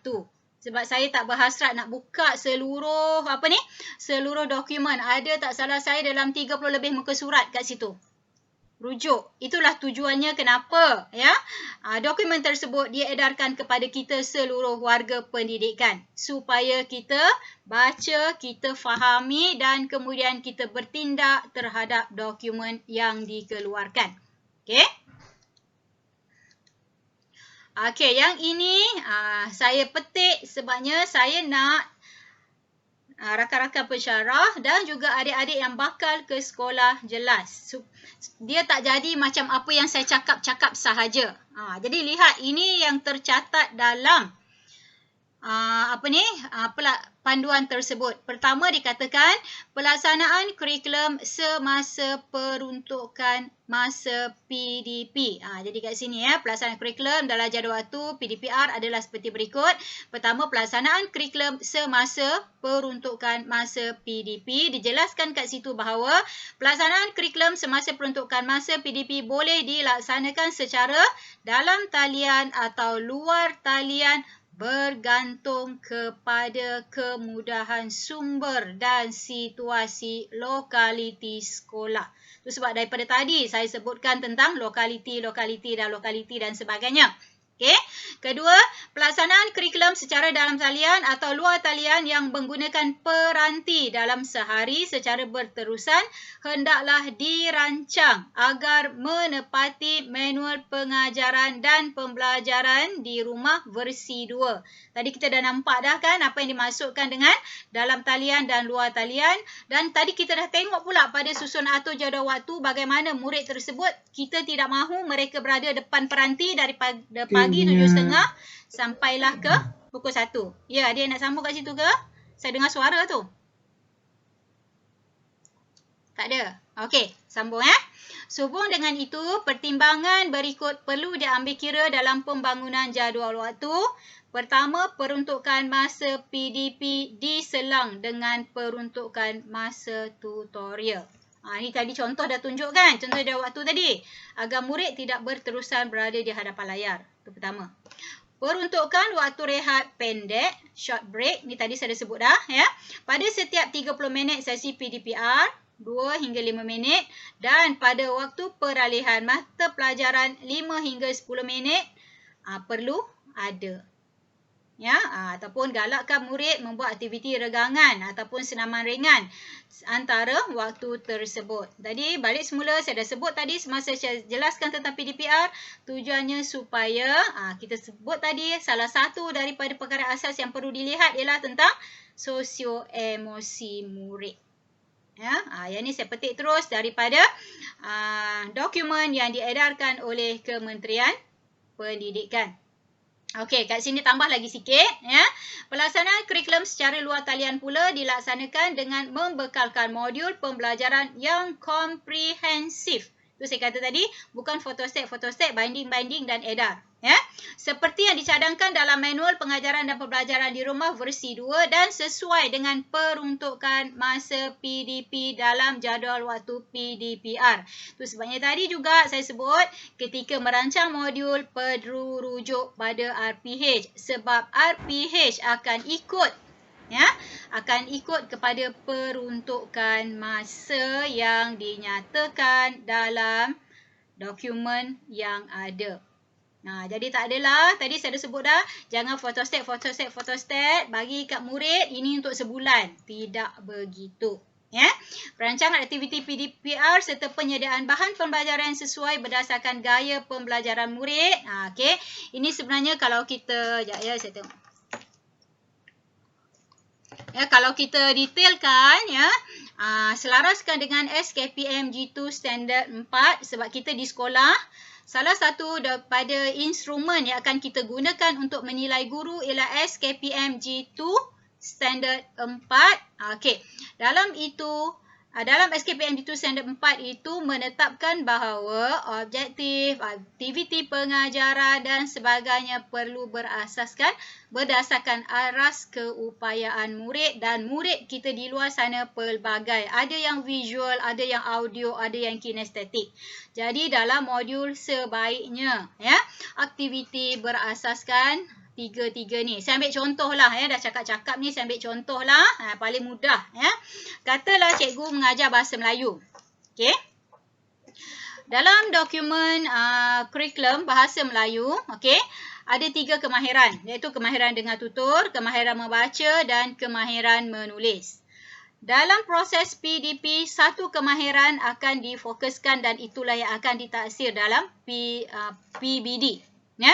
Tetapi guru yang mengajar boleh menggabung jalinkan kemahiran. Okey, saya ambil contoh katalah dalam pelaksanaan PDPR. Okey, guru nak menggunakan satu petikan dalam buku teks. Okey, katalah contohnya ambillah satu petikan tersebut berkaitan dengan apa ya? Katalah adalah contoh dalam muka surat 7 berkaitan dengan sains ke, geografi ke, sebab kita kurikulum ini berentas subjek kan. Bahasa Melayu khususnya apa sahaja, okey, berkaitan dengan petikan tersebut, dan petikan tersebut akan digunakan sebagai bahan yang dimasukkan dalam modul kepada murid. Okey, sekarang ketika menyusun aktiviti, kita lihat murid kita. Kita ada murid pertama pelbagai aras. Kemudian murid kita ni ada pelbagai kecenderungan. Pertama visual, ada yang audio, ada yang kinestetik. Adalah tidak wajar sekiranya, okey, dalam modul tersebut guru hanya menetapkan kaedah pentaksirannya dengan menjawab soalan berdasarkan petikan yang diberikan. Seharusnya, okey, guru perlu pelbagaikan aktiviti. Contoh, bagi murid yang mempunyai ataupun yang murid yang masih belum menguasai kemahiran 3M. Contohnya, mungkin guru boleh minta supaya murid ni, okey, murid yang jenis ini yang belum menguasai kemahiran 3M, murid lemah ya, aras penguasaan yang lemah itu, mungkin boleh minta mereka supaya baca perenggan pertama secara bacaan kuat. Dan kemudian rakamkan, dan rakaman tersebut dihantar kepada guru, dan guru boleh menggunakan maklumat tersebut untuk tujuan pentaksiran PBD. Okey? Kemudian bagi murid aras sederhana pula, okey, mungkin mereka ini, okey, boleh diminta untuk memindahkan maklumat daripada petikan tadi ke sama ada peta minda atau peta pemikiran.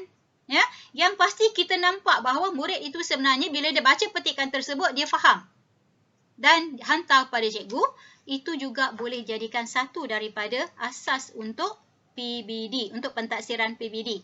Bagi murid aras tinggi, murid yang bijak, okey, masih lagi cerita kemahiran membaca berdasarkan petikan yang dibekalkan oleh guru yang dipetik daripada buku teks. Contohnya, ya, murid ini boleh diminta untuk memindahkan maklumat yang ada dalam petikan tersebut, pindahkan dalam bentuk pantun. Dan kemudian pantun itu dilakukan hantar balik pada cikgu. Nampak tak? Sekarang ini ada 3 aras aktiviti murid dan 3 aras pentaksiran yang boleh guru gunakan sebagai asas untuk melaksanakan PBD. Jadi tak adalah dalam keadaan itu murid ditaksir hanya dengan satu cara sahaja. Dan ketiga-tiga aktiviti tadi memerlukan murid supaya beraktiviti, berfikir, main peranan untuk menjawab soalan. Berbanding dengan hanya beri petikan, okey, baca petikan berikut dan jawab soalan-soalan yang disediakan. Ingat tak tadi kita baca dah dalam manual panduan PDPR versi 2 mencadangkan supaya aktiviti untuk murid ialah aktiviti yang memberi ruang kepada murid untuk terlibat sama dalam proses PDP. Jadi dalam keadaan ini, apabila ini berlaku, ya, apabila bentuk arahannya, bagaimana cara bentuk arahan dalam modul disampaikan, kita cuba wujudkan supaya seolah-olah guru hadir bersama-sama modul yang dibekalkan kepada murid. Jadi janganlah nanti arahannya kata, okey, lihat, baca petikan di bawah dan sila jawab soalan disediakan. Tanya elok-elok, buat elok-elok. Okey, jadi kat situ tuliskan dalam bentuk ayat-ayat yang memberi semangat, memberi ruang kepada murid, memberi inspirasi kepada murid untuk buat modul yang cikgu bekalkan, untuk buat latihan yang cikgu sediakan. Sebab saya masukkan dekat sini tentang perkara ni, ya, kerana di luar sana bila keadaan berlaku PKP kali pertama, masa tu kita tak ada pun, kita tak tahu pun macam mana nak laksanakan PDPR. Sebab saya akui, semua kita perlu akui bahawa semasa kita di IPG, di IPT, di mana saja kita belajar, kita tak pernah belajar pun tentang macam mana nak mengajar murid yang tidak berhadapan. Selama ini kita diajar untuk mengajar murid yang berada bersama-sama kita, berhadapan dengan kita, bersemuka dengan kita. Jadi sekarang di sinilah yang perlu kita usahakan. Kita kena kreatif dan sentiasa cuba jaya tentang bagaimana nak mengajar murid yang muridnya tak ada hadapan kita. Dan yang kita tak pernah belajar pun sepanjang kita belajar di universiti, sepanjang kita belajar di IPG. Ya? Jadi itu sebab saya sebut kat sini. Ya. Okey, jadi tambah kat sini pemaluman awal tata cara sebelum, semasa dan selepas pelaksanaan aktiviti PDP perlu dinyatakan dengan jelas oleh guru agar tidak menimbulkan kekeliruan dan beban kepada ibu bapa penjaga ataupun murid. Ini yang saya katakan tadi. Arahan, pernyataan dalam bahan yang dibekalkan kepada murid perlu jelas. Jadikanlah arahan pernyataan tersebut seolah-olah guru hadir sama. Tak adalah nanti timbul lagi rungutan dalam kalangan ibu bapa, ya, sebab masyarakat kita sangat peka dengan dunia pendidikan ini, ya. Tak timbul lagi tanggapan rungutan dalam kalangan ibu bapa, dia kata guru hanya beri latihan dan kemudian ibu bapa yang kena mengajar. Ya, ini memang berlaku sekarang. Bukannya satu cerita yang saya bawa-bawa ataupun nak kata pada siapa-siapa, tidak. Itu yang berlaku sekarang. Bacalah dalam akhbar, bacalah dalam media sosial dan di mana sahaja, itu antara perkara yang dibangkitkan oleh ibu bapa. Jadi kita selaku, ya, warga pendidikan perlu cakna tentang perkara ini, ambil langkah untuk laksanakan tugas kita sebaiknya. Okey. Pelaksanaan klinik semasa tutorial, ni untuk tutorial. Sebenarnya nanti tuan-tuan dan puan-puan lihat pada dokumen, rujuklah kepada lampiran 2. Saya pun tak berhasrat nak buka lampiran 2 ni, muka surat demi muka surat. Saya keluarkan sikit je kat sini, ya. Tutorial boleh dilaksanakan sama ada secara dalam talian atau luar talian. Sekiranya guru memilih untuk melaksanakan tutorial secara luar talian, guru hendaklah bersedia on call menerima sebarang pertanyaan daripada murid sepanjang tempoh tutorial tersebut. Yang ni tadi saya dah sebut dah. Dalam keadaan tertentu, ada kalanya pertanyaan ini akan murid hanya akan bagi respon, murid hanya akan jawab, akan tanya selepas ibu bapanya balik daripada bekerja. Sebab masa tu murid baru tengok smartphone, arahan guru, dan masa tu baru nak tanya. Jadi persediaan mental kat sini perlu ada, persediaan fizikal juga perlu ada untuk laksanakan PDPR ini. Okey, saya tambah kat sini, pemberian latihan tugasan semasa tutorial hendaklah bersesuaian dengan tahap murid. Okey, berfokus serta boleh diselesaikan dalam tempoh masa yang ditetapkan. Yang ni saya tak tahu dah berapa kali ulang dah. Yang saya kata perlu rujuk pada RPH, peruntukan masa. Tadi dah tengok dah peruntukan masa, ya. Bukannya fotoset saja-saja. Itu semua saya dah sebut banyak kali kan, ulang-ulang kan. Kata macam saya mengulang ayat yang sama. Tapi saya ulang itu sebab saya berada di lapangan, saya terima maklumat tersebut, kami terima perkara-perkara tersebut, rungutan ibu bapa semuanya sampai kepada kami di peringkat PPD dan JPN. Ya, okey. Pentadsiran bilik darjah yang ni saya dah sebutkan tadi, ya. Saya keluarkan lagi daripada dokumen ini. Pentadsiran bilik darjah semasa PDPR hendaklah dilaksanakan secara berterusan. Apapun bentuk PDP yang kita laksanakan, sama ada PDPC, PDPR, pentadsiran bilik darjah dilaksanakan dan bagaimana dilaksanakan? Rujuklah kepada dokumen kurikulum yang sedang berkuat kuasa. Ya, rujuk di SKP. Okey, bahan sokong kurikulum. Yang ni saya fikir nanti boleh masing-masing rujuk kepada lampiran 3 dalam dokumen yang diedarkan oleh KPM. Ini bagi pengetua dan guru besar. Saya fikir antara kita ni belum ada lagi yang akan berperanan sebagai pengetua dan guru besar. Okey, yang ini saya sebut tentang peranan guru mata pelajaran sebab adik-adik akan keluar ke sekolah ya, yang akan menjalani praktikum. Anda akan menjadi guru mata pelajaran. Peranan anda pertama ya, menentukan kandungan kurikulum yang akan dilaksanakan berdasarkan jadual waktu PDPR. Kedua, menyediakan bahan PDP ataupun tutorial yang bersesuaian dalam peruntukan masa yang ditetapkan dalam jadual waktu PDPR serta boleh diakses semula oleh murid. Bukan sekali bagi padam lepas tu murid nak tengok balik dah tak ada. Ya? Okey. Kemudian, melaksanakan PDPR berdasarkan jadual waktu yang ditetapkan. Okey, dah tentulah. Tapi dalam keadaan ini, saya katakan tadi, balik pada lokaliti tuan-tuan dan perempuan nanti, adik-adik nanti, ada kekangan-kekangan tertentu yang terpaksa diterima, yang terpaksa dihadapi. Jangan terlalu berkira dalam keadaan ini. Jika tidak, murid akan tercicir.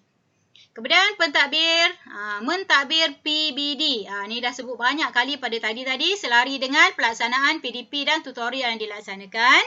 Membuat jaringan dengan ibu bapa, penjaga atau murid dalam melaksanakan jadual waktu. Sebab apa perkara ni penting? Tadi saya dah sebut dah.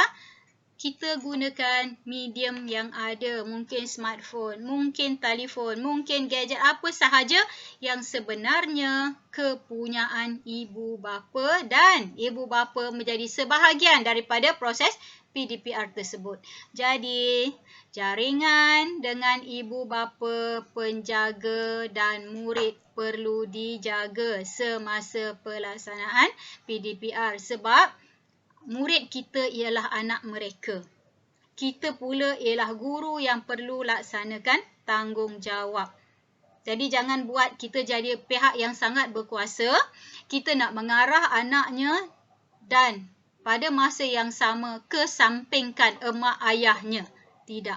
Semua perlu bergabung dalam satu pelaksanaan. Kita perlukan kerjasama ibu bapa, penjaga, komuniti, semua sekali dalam pelaksanaan PDPR. Okey, memaklumkan kepada ibu bapa, penjaga atau murid sekiranya berlaku sebarang perubahan jadual waktu. Ini sangat ditekankan baru-baru ni ketika bermesyuarat dengan KPM pun. Perkara ini disebutkan, isunya ialah kerana ada guru yang menyusun jadual waktu PDPR, dah tetap dah kelas ni, waktu ni adalah sekian. Tapi tiba pada waktu yang nak dilaksanakan, guru tidak boleh laksanakan atas kekangan-kekangan tertentu. Yang tu kita tak boleh nak nafikan. Apa sahaja boleh berlaku dalam kehidupan kita. Tetapi, guru tidak memaklumkan kepada ibu bapa, penjaga tentang perkara tersebut. Akibatnya murid duduk tunggu.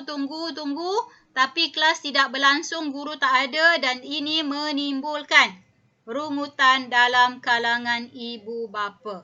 Jadi perkara ni sangat penting untuk kita beri perhatian semasa pelaksanaan PDPR. Tadi saya dah kata dah, PDPR ni bukan antara kita dengan murid sahaja. Kita dengan murid, dengan ibu bapa, dengan penjaga dan komuniti seluruhnya. Jadi inilah ruang untuk kita guru belajar. Ya, bagaimana untuk kita terlibat sama dengan masyarakat. Dah ada baby nangis tu sebab dia bagi signal dah habis waktu ke? Ya. Okey. Saya fikir itu sahaja yang saya nak share kepada tuan-tuan dan puan-puan, adik-adik. Ya. Sekejap. Saya stop presenting kejap. Okay. Saya harap apa yang saya kongsikan tadi bermanfaat dan dapat difahami oleh adik-adik, rakan-rakan pensyarah sebab kita ini ialah warga pendidikan. Yang suka ataupun tidak, kita kena sambut apa yang berlaku dan sesuaikan dengan situasi semasa. Jadi sekian, terima kasih. Saya kembalikan semula sesi ini kepada pengacara Nick ya.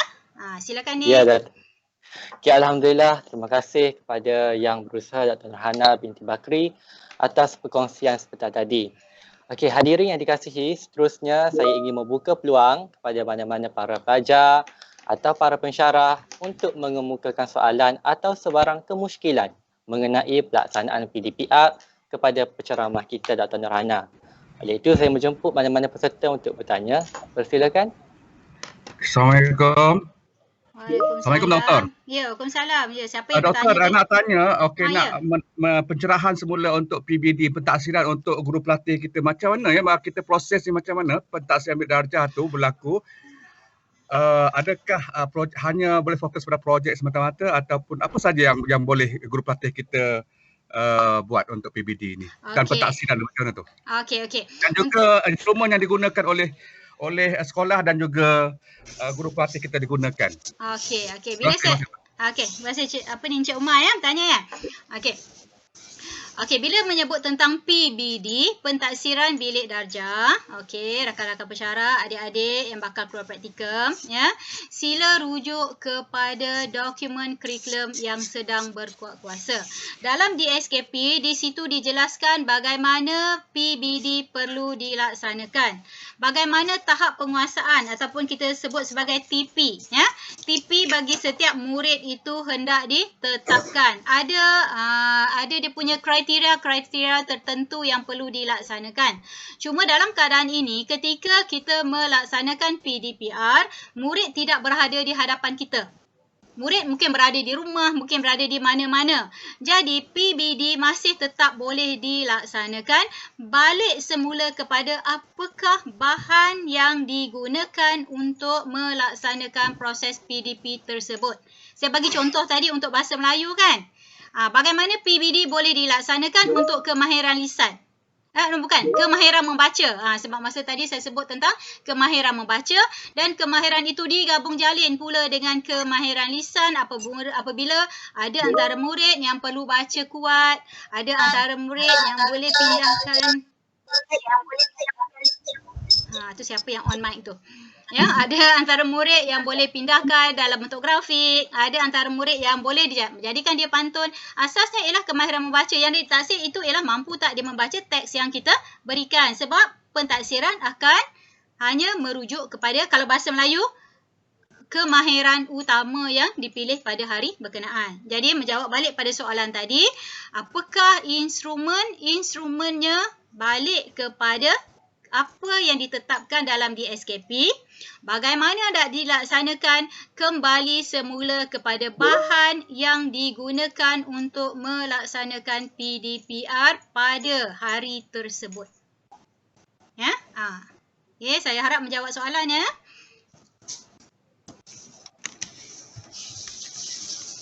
Okey, saya persilakan mana-mana peserta. Assalamualaikum Doktor. Waalaikumsalam. Ya. Saya nak dapat kepastian tentang subjek-subjek elektif. Ya, sebab kita lihat, kita bincang banyak berkaitan dengan bahasa Melayu, bahasa Inggeris, matematik, sains dan sebagainya. Bagaimana dengan mata pelajaran elektif seperti seni, moral, civic, ya, PhD dan PJ dilaksanakan macam mana? Apa tu? Yang mengajarnya ke atau yang pentaksirannya? Pengajarannya. Pengajarannya. Sama cikgu. Cikgu ke apa yang pensyarah ke apa yang tanya, saya pun tak tahu siapa yang bertanya. Minta maaf lah, saya panggil cikgu je lah semua ya. Okey, sama juga. Untuk subjek-subjek lain juga sama. Sebab balik semula saya kata tadi, kita mengajar dengan merujuk kepada dokumen kurikulum DSKP. Okey, apa yang nak diajar pada subjek fizik lah perginya apa tadi? Subjek seni, subjek elektif yang lain itu, okey, juga berdasarkan apa yang perlu dilaksanakan berdasarkan dokumen kurikulum. Jadi rujuklah kepada dokumen kurikulum, rujuk kepada penjajaran kurikulum. Ya, penjajaran tu tadi ingat tak tadi saya sebut bagaimana segala kandungan kurikulum itu dijajarkan, disusun supaya kita boleh selesaikan dalam tempoh yang lebih pantas berbanding kalau kita ikut satu-satu dalam DSKP yang asal. Ya. Tapi dalam keadaan itu ketika merujuk DSKP tidak boleh dikesampingkan sebab dalam penjajaran tidak ada pentaksiran. Okey. Jadi dalam setiap subjek tadi tu ikut apa kehendak kurikulumnya. Bukan tak saja bahasa Melayu, apa saja matematik. Contoh matematik ya. Katalah salah satu daripada tajuknya ialah menguasai angka 10 hingga 100. Kan? Jadi macam mana nak ajar topik tersebut?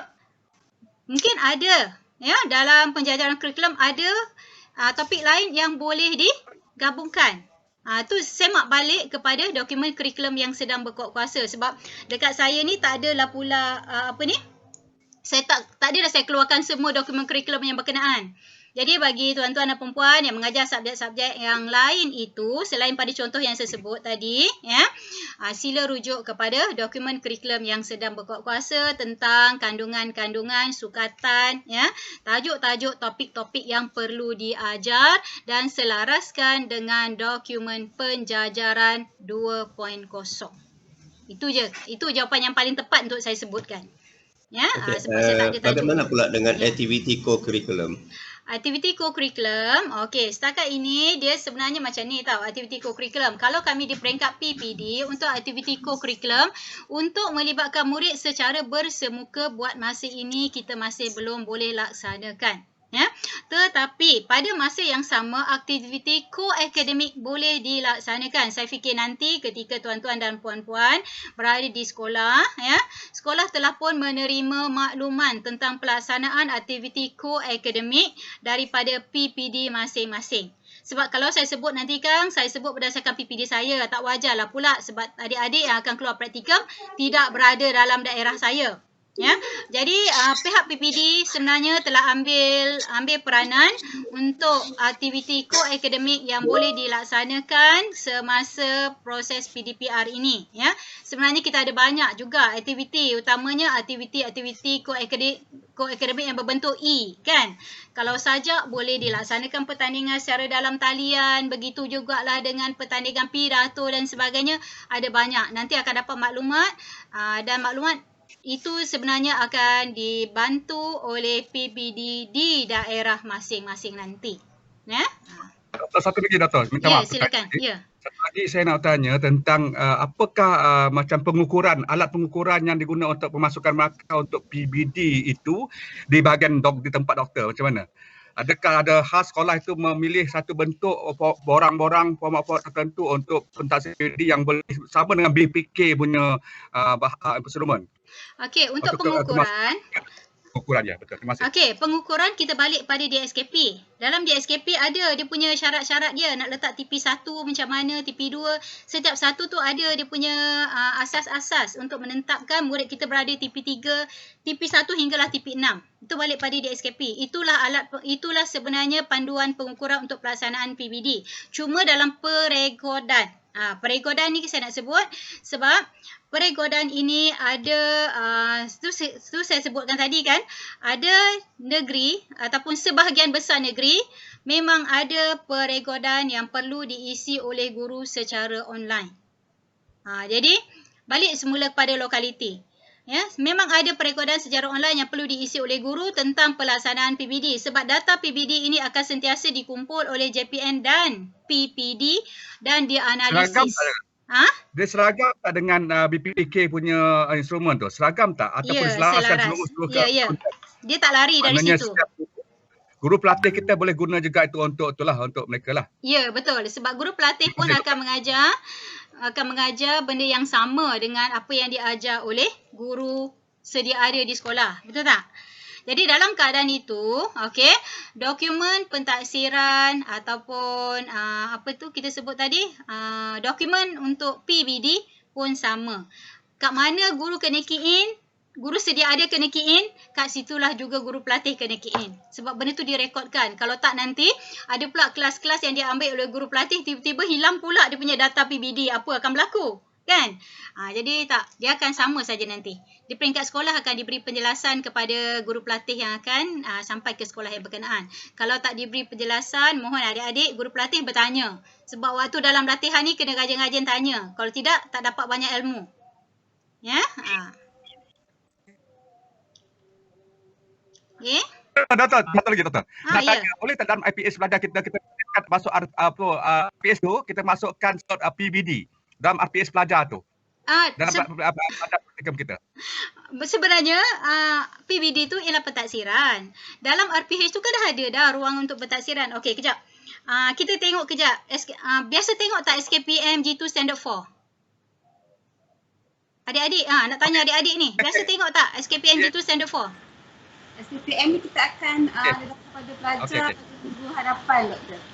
Minggu hadapan dia ada pendedahan. Kejap, saya tunjuk sikit lah boleh minta izin para pensyarah tunjuk sikit. Boleh. Terima kasih. Okey, kejap. Risau dari segi masa. Okey, minta maaf Dr. Nir sebab janji dengan Dr. Nir waktunya lain. Tiba-tiba dah sampai kat sini sebab dah banyak pula nak disebut ni. Tak apa Dr. Hana. Dr. Hana jangan risau. Dr. Hana jangan risau dari segi masa. Ambillah masa yang difikirkan perlu. Yang penting dapat berkongsi maklumat dengan pelajar-pelajar kita. Okey, kejap saya buka SKPM G2 Standard 4 Kejap saya share kejap ya. Tadi kan dah stop presenting. Okey, saya present semula. Saya tunjuk SKPM G2 Standard 4 Okey, dah nampak tak? Nampak tak skrin saya? Nampak ya? Okey.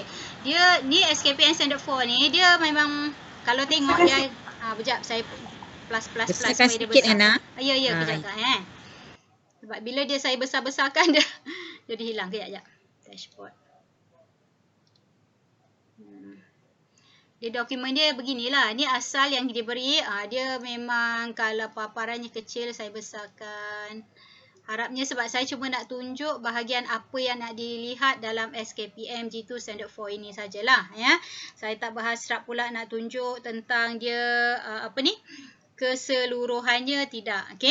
Okey, dalam SKPM G2 Standard 4 ini, kalau tuan-tuan dan puan-puan lihat, adik-adik khususnya nanti nak pergi sekolah sebab inilah satu-satunya instrumen yang dikeluarkan oleh Jemaah Nazir ya untuk menilai guru-guru. Pelaksanaan PDP dalam konteks sekarang ialah PDPR guru.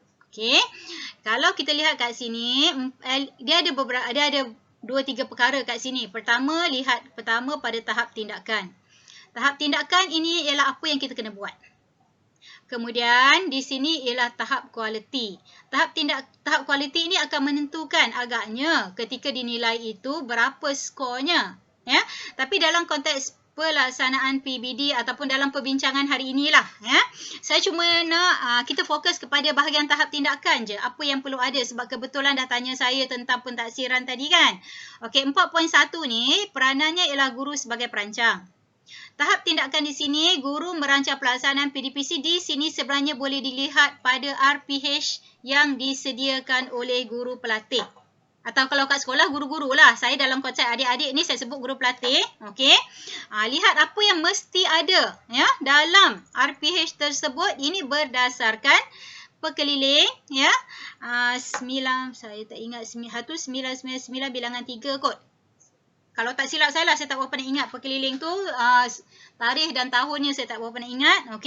Bila saya sebut tentang guru merancang pelaksanaan PDPC, dalam peranan guru sebagai perancang, pertama guru mesti menyediakan RPH yang mengandungi objektif yang boleh diukur dan aktiviti pembelajaran yang sesuai. Ini tahap tindakan. Nak pastikan agaknya apakah yang disebutkan sebagai RPH yang mengandungi objektif yang boleh diukur dan aktiviti pembelajaran yang sesuai, kita balik kepada kat sini, tahap kualiti. Adakah RPH yang disediakan itu mengikut pelbagai aras keupayaan murid? Adakah objektif tersebut mengikut pelbagai aras keupayaan murid? Atau adakah RPH yang mengandungi objektif yang boleh diukur itu mengikut peruntukan masa yang ditetapkan dan memenuhi ataupun mematuhi ketetapan kurikulum atau arahan yang sedang berkuat kuasa. Ini perlu dilihat dalam penyediaan RPH dan objektif. Kemudian kedua, yang inilah yang tadi yang saya fikir yang nak ditanya kepada saya tu, iaitu menentukan kaedah pentaksiran dalam PDPC. Bermakna dalam RPH itu mesti dah ada dicatatkan apakah kaedah pentaksiran dalam PDPC yang dilaksanakan tersebut. Dan kaedah pentaksiran tersebut balik semula kepada tahap kualitinya perlu mengikut pelbagai aras keupayaan murid. Itu sebabnya daripada tadi ketika saya menyebut tentang PBD, saya dah tekankan di situ aktiviti dalam modul khususnya atau dalam projek ke atau dalam pelaksanaan PDPR secara online ke perlu mengikut pelbagai aras keupayaan murid. Jadi jelas kat sini.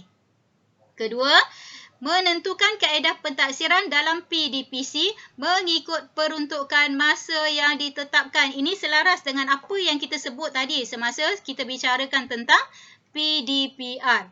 Dan satu lagi, ya, kaedah pentaksiran dalam PDPC perlu mematuhi ketetapan kurikulum. Jadi kat sini balik semula kepada DSKP kerana panduan untuk PBD ini jelas ada dalam DSKP. Jadi dalam keadaan itu serta dokumen yang saya sebutkan tadi, ya. Lepas ni sebelum keluar praktikum, buka, download saja daripada laman web BPK, buka dan baca supaya maklumat ini ada dalam pengetahuan kita. Okey, saya harap saya menjawab soalan ya kepada rakan yang bertanya tadi. Sebab tadi tanya tentang okey, saya dah stop presenting saya fikir dah ni. Sekejap, share baik semula. Okey, saya stop. Okey. Ya, saya harap saya menjawab soalan lah.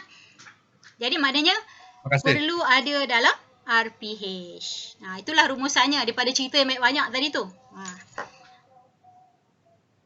Okey. Okey, saya persilakan mana-mana peserta sekiranya ingin bertanya. Para pelajar. Dia pelajar dia tak ada soalan. Bila dia sampai sekolah nanti, dia dah jumpa masalah, masa tu baru ada soalan. Waktu ni dia belum nampak, belum ada bayangan lagi ni kan. Biasanya macam tu lah. Biasa macam tu. Doktor, setuju. Okey, ni andaikan semua sudah faham ya. Okey, baiklah. Hadirin yang beriman, saya mewakili seluruh warga IPG Kampus Bahasa Melayu ingin merakamkan ucapan jutaan terima kasih kepada yang berusaha, Dr. Nurhana binti Bakri, pegawai SISC Plus PBD Kuala Pilah Negeri Sembilan, atas segala ilmu dan nasihat yang amat penting dan berguna sepanjang taklimat kita pada hari ini. Semoga semua, terutama sekali rakan-rakan yang akan menjalani praktikum, akan dapat memanfaatkan ilmu dengan sebaik-baiknya. Bunga dedap di atas para, anak dusun pasang pelita. Kalau tersilap, tutur bicara, jemari disusun, maaf dipinta. Sekian sahaja untuk taklimat kita pada hari ini. Mohon maaf dari saya sekiranya ada terkasar bahasa, terlanjur bicara sepanjang mengendalikan majlis sebentar tadi. Terima kasih Dr. Nurhana. Jumpa lagi. Sekian wabillahi taufiq wa hidayah. Assalamualaikum warahmatullahi taala wabarakatuh. Saya serahkan kepada Encik Umar. Ya, terima kasih kepada pengurusi majlis. Saya akhir kata saya mengambil kesempatan ini untuk mengucapkan jutaan terima kasih kepada Puan Hana sekali lagi, Dr. Nurhana sekali lagi atas kesudiannya untuk menyampaikan, untuk berkongsi pengalaman, pengetahuan bersama kami di warga IPG KBM. Saya juga berterima kasih kepada para pensyarah, pengarah, timbalan pengarah, KJKU dan rakan-rakan pensyarah yang lain serta para pelajar yang dapat luangkan masa pada hari Sabtu ni ya, sama-sama untuk kita berkongsi lah untuk pengalaman dan maklumat berkaitan PDPR, sesuatu yang baru pada ketika ini. Jadi saya di akhir kata sekali lagi saya mengucapkan selamat berhujung minggu kepada semua. Kejap Cik Omar, kita nak ambil gambar sekejap ya. Boleh. So siapa yang nak ambil gambar dengan Dr. Nurhana, bukalah kamera. Bukalah kamera. Nanti saya cakap. Okey. Tu Kak Bima ke tu? Boleh ya? Saya doktor. Okey, Kak Bima nanti share gambar. Nanti banyak gambar, don't worry. Nanti tak apa. share. Nanti buat rekod saya juga nanti. Nanti Kak Bima share gambar ya. Betul dokumentasi kan? Ya, betul. Okey. Kursi dah nak agak penuh. Okey. Okey, nanti kena kita pandang ambil kamera. kali ya. Buat freestyle pun boleh. Buat good ke. Okey. Okey, pengarah pun dah masuk. Dr. Nir pun dah ada. Okey. 1, 2, 3. Kejap ya. Kejap ni satu Freestyle pula Kak Mima. Okey, pula kejap. kan. Nanti Kak hantar Kak Doktor. Okey, freestyle Kak. 1, 2, 3. Okey. Dah. Terima kasih Dr. Nur. Okey. Terima kasih Kak. Okey, terima kasih kepada semua. Terima kasih. Terima kasih Dr. Nurhana. Okey, mohon maaf kalau ada salah silap sepanjang mengendalikan sesi. Doktor. Apa kami akan jemput lagi. Terima kasih Doktor. Okey, sama-sama. Terima kasih Doktor. Terima kasih Doktor. Ramai kawan-kawan saya dekat APJ Bahasa Melayu ni. Terima kasih Doktor. Terima kasih Doktor. Terima kasih Doktor. Okey, sama-sama. Terima kasih Doktor. Terima kasih Ibu yang berguna. Terima kasih Doktor. Terima kasih Doktor. Terima kasih Doktor. Terima kasih Doktor. Terima kasih Doktor. Terima kasih Doktor, doakan kami. Okey, elok-elok. Tak lama lagi nak pergi praktikum. Ya, semangat, semangat. Terima kasih Doktor. Okey, sama. Terima kasih Doktor, terima kasih semua. Assalamualaikum.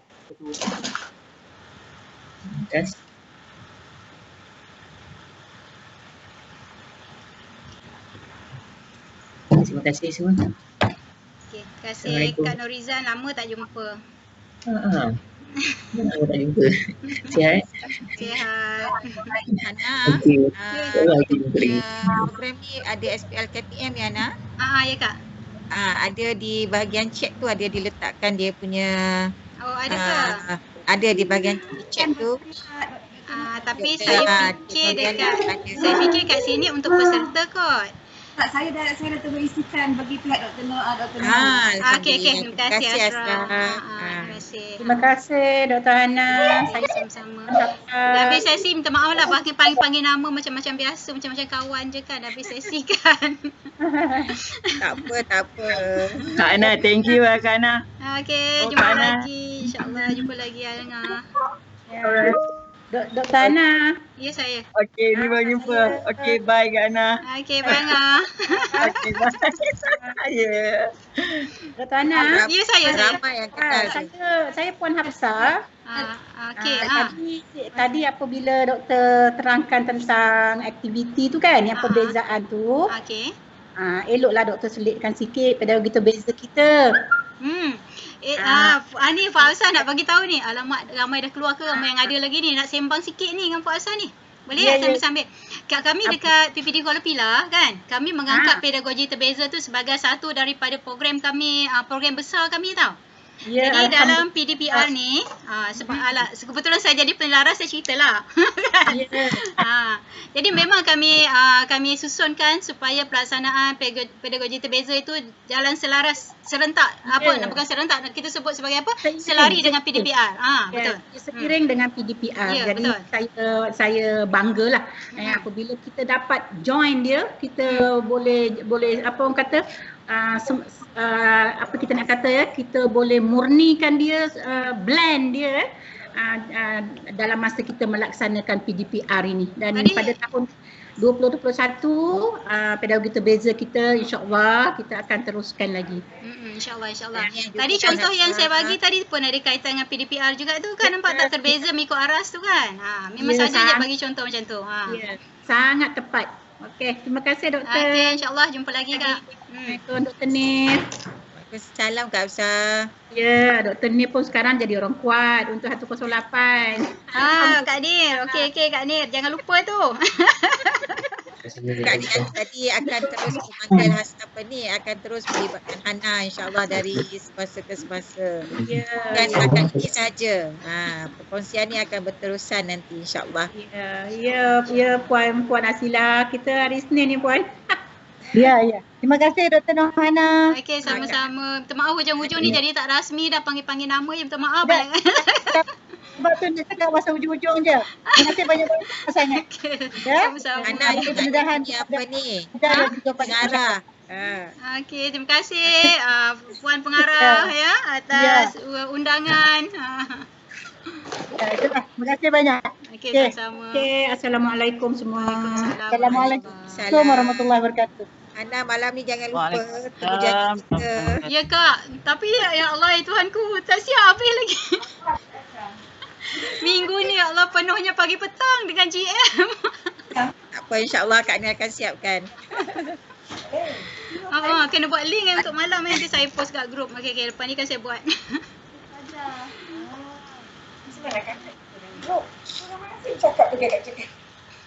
Okey Ana, kita jumpa lagi ya. Okey, semua okey, anak-anak. undur diri dulu ya. Okey, Lepas terima makan kasih. kaji ya. Assalamualaikum. Okey, Assalamualaikum. Assalamualaikum warahmatullahi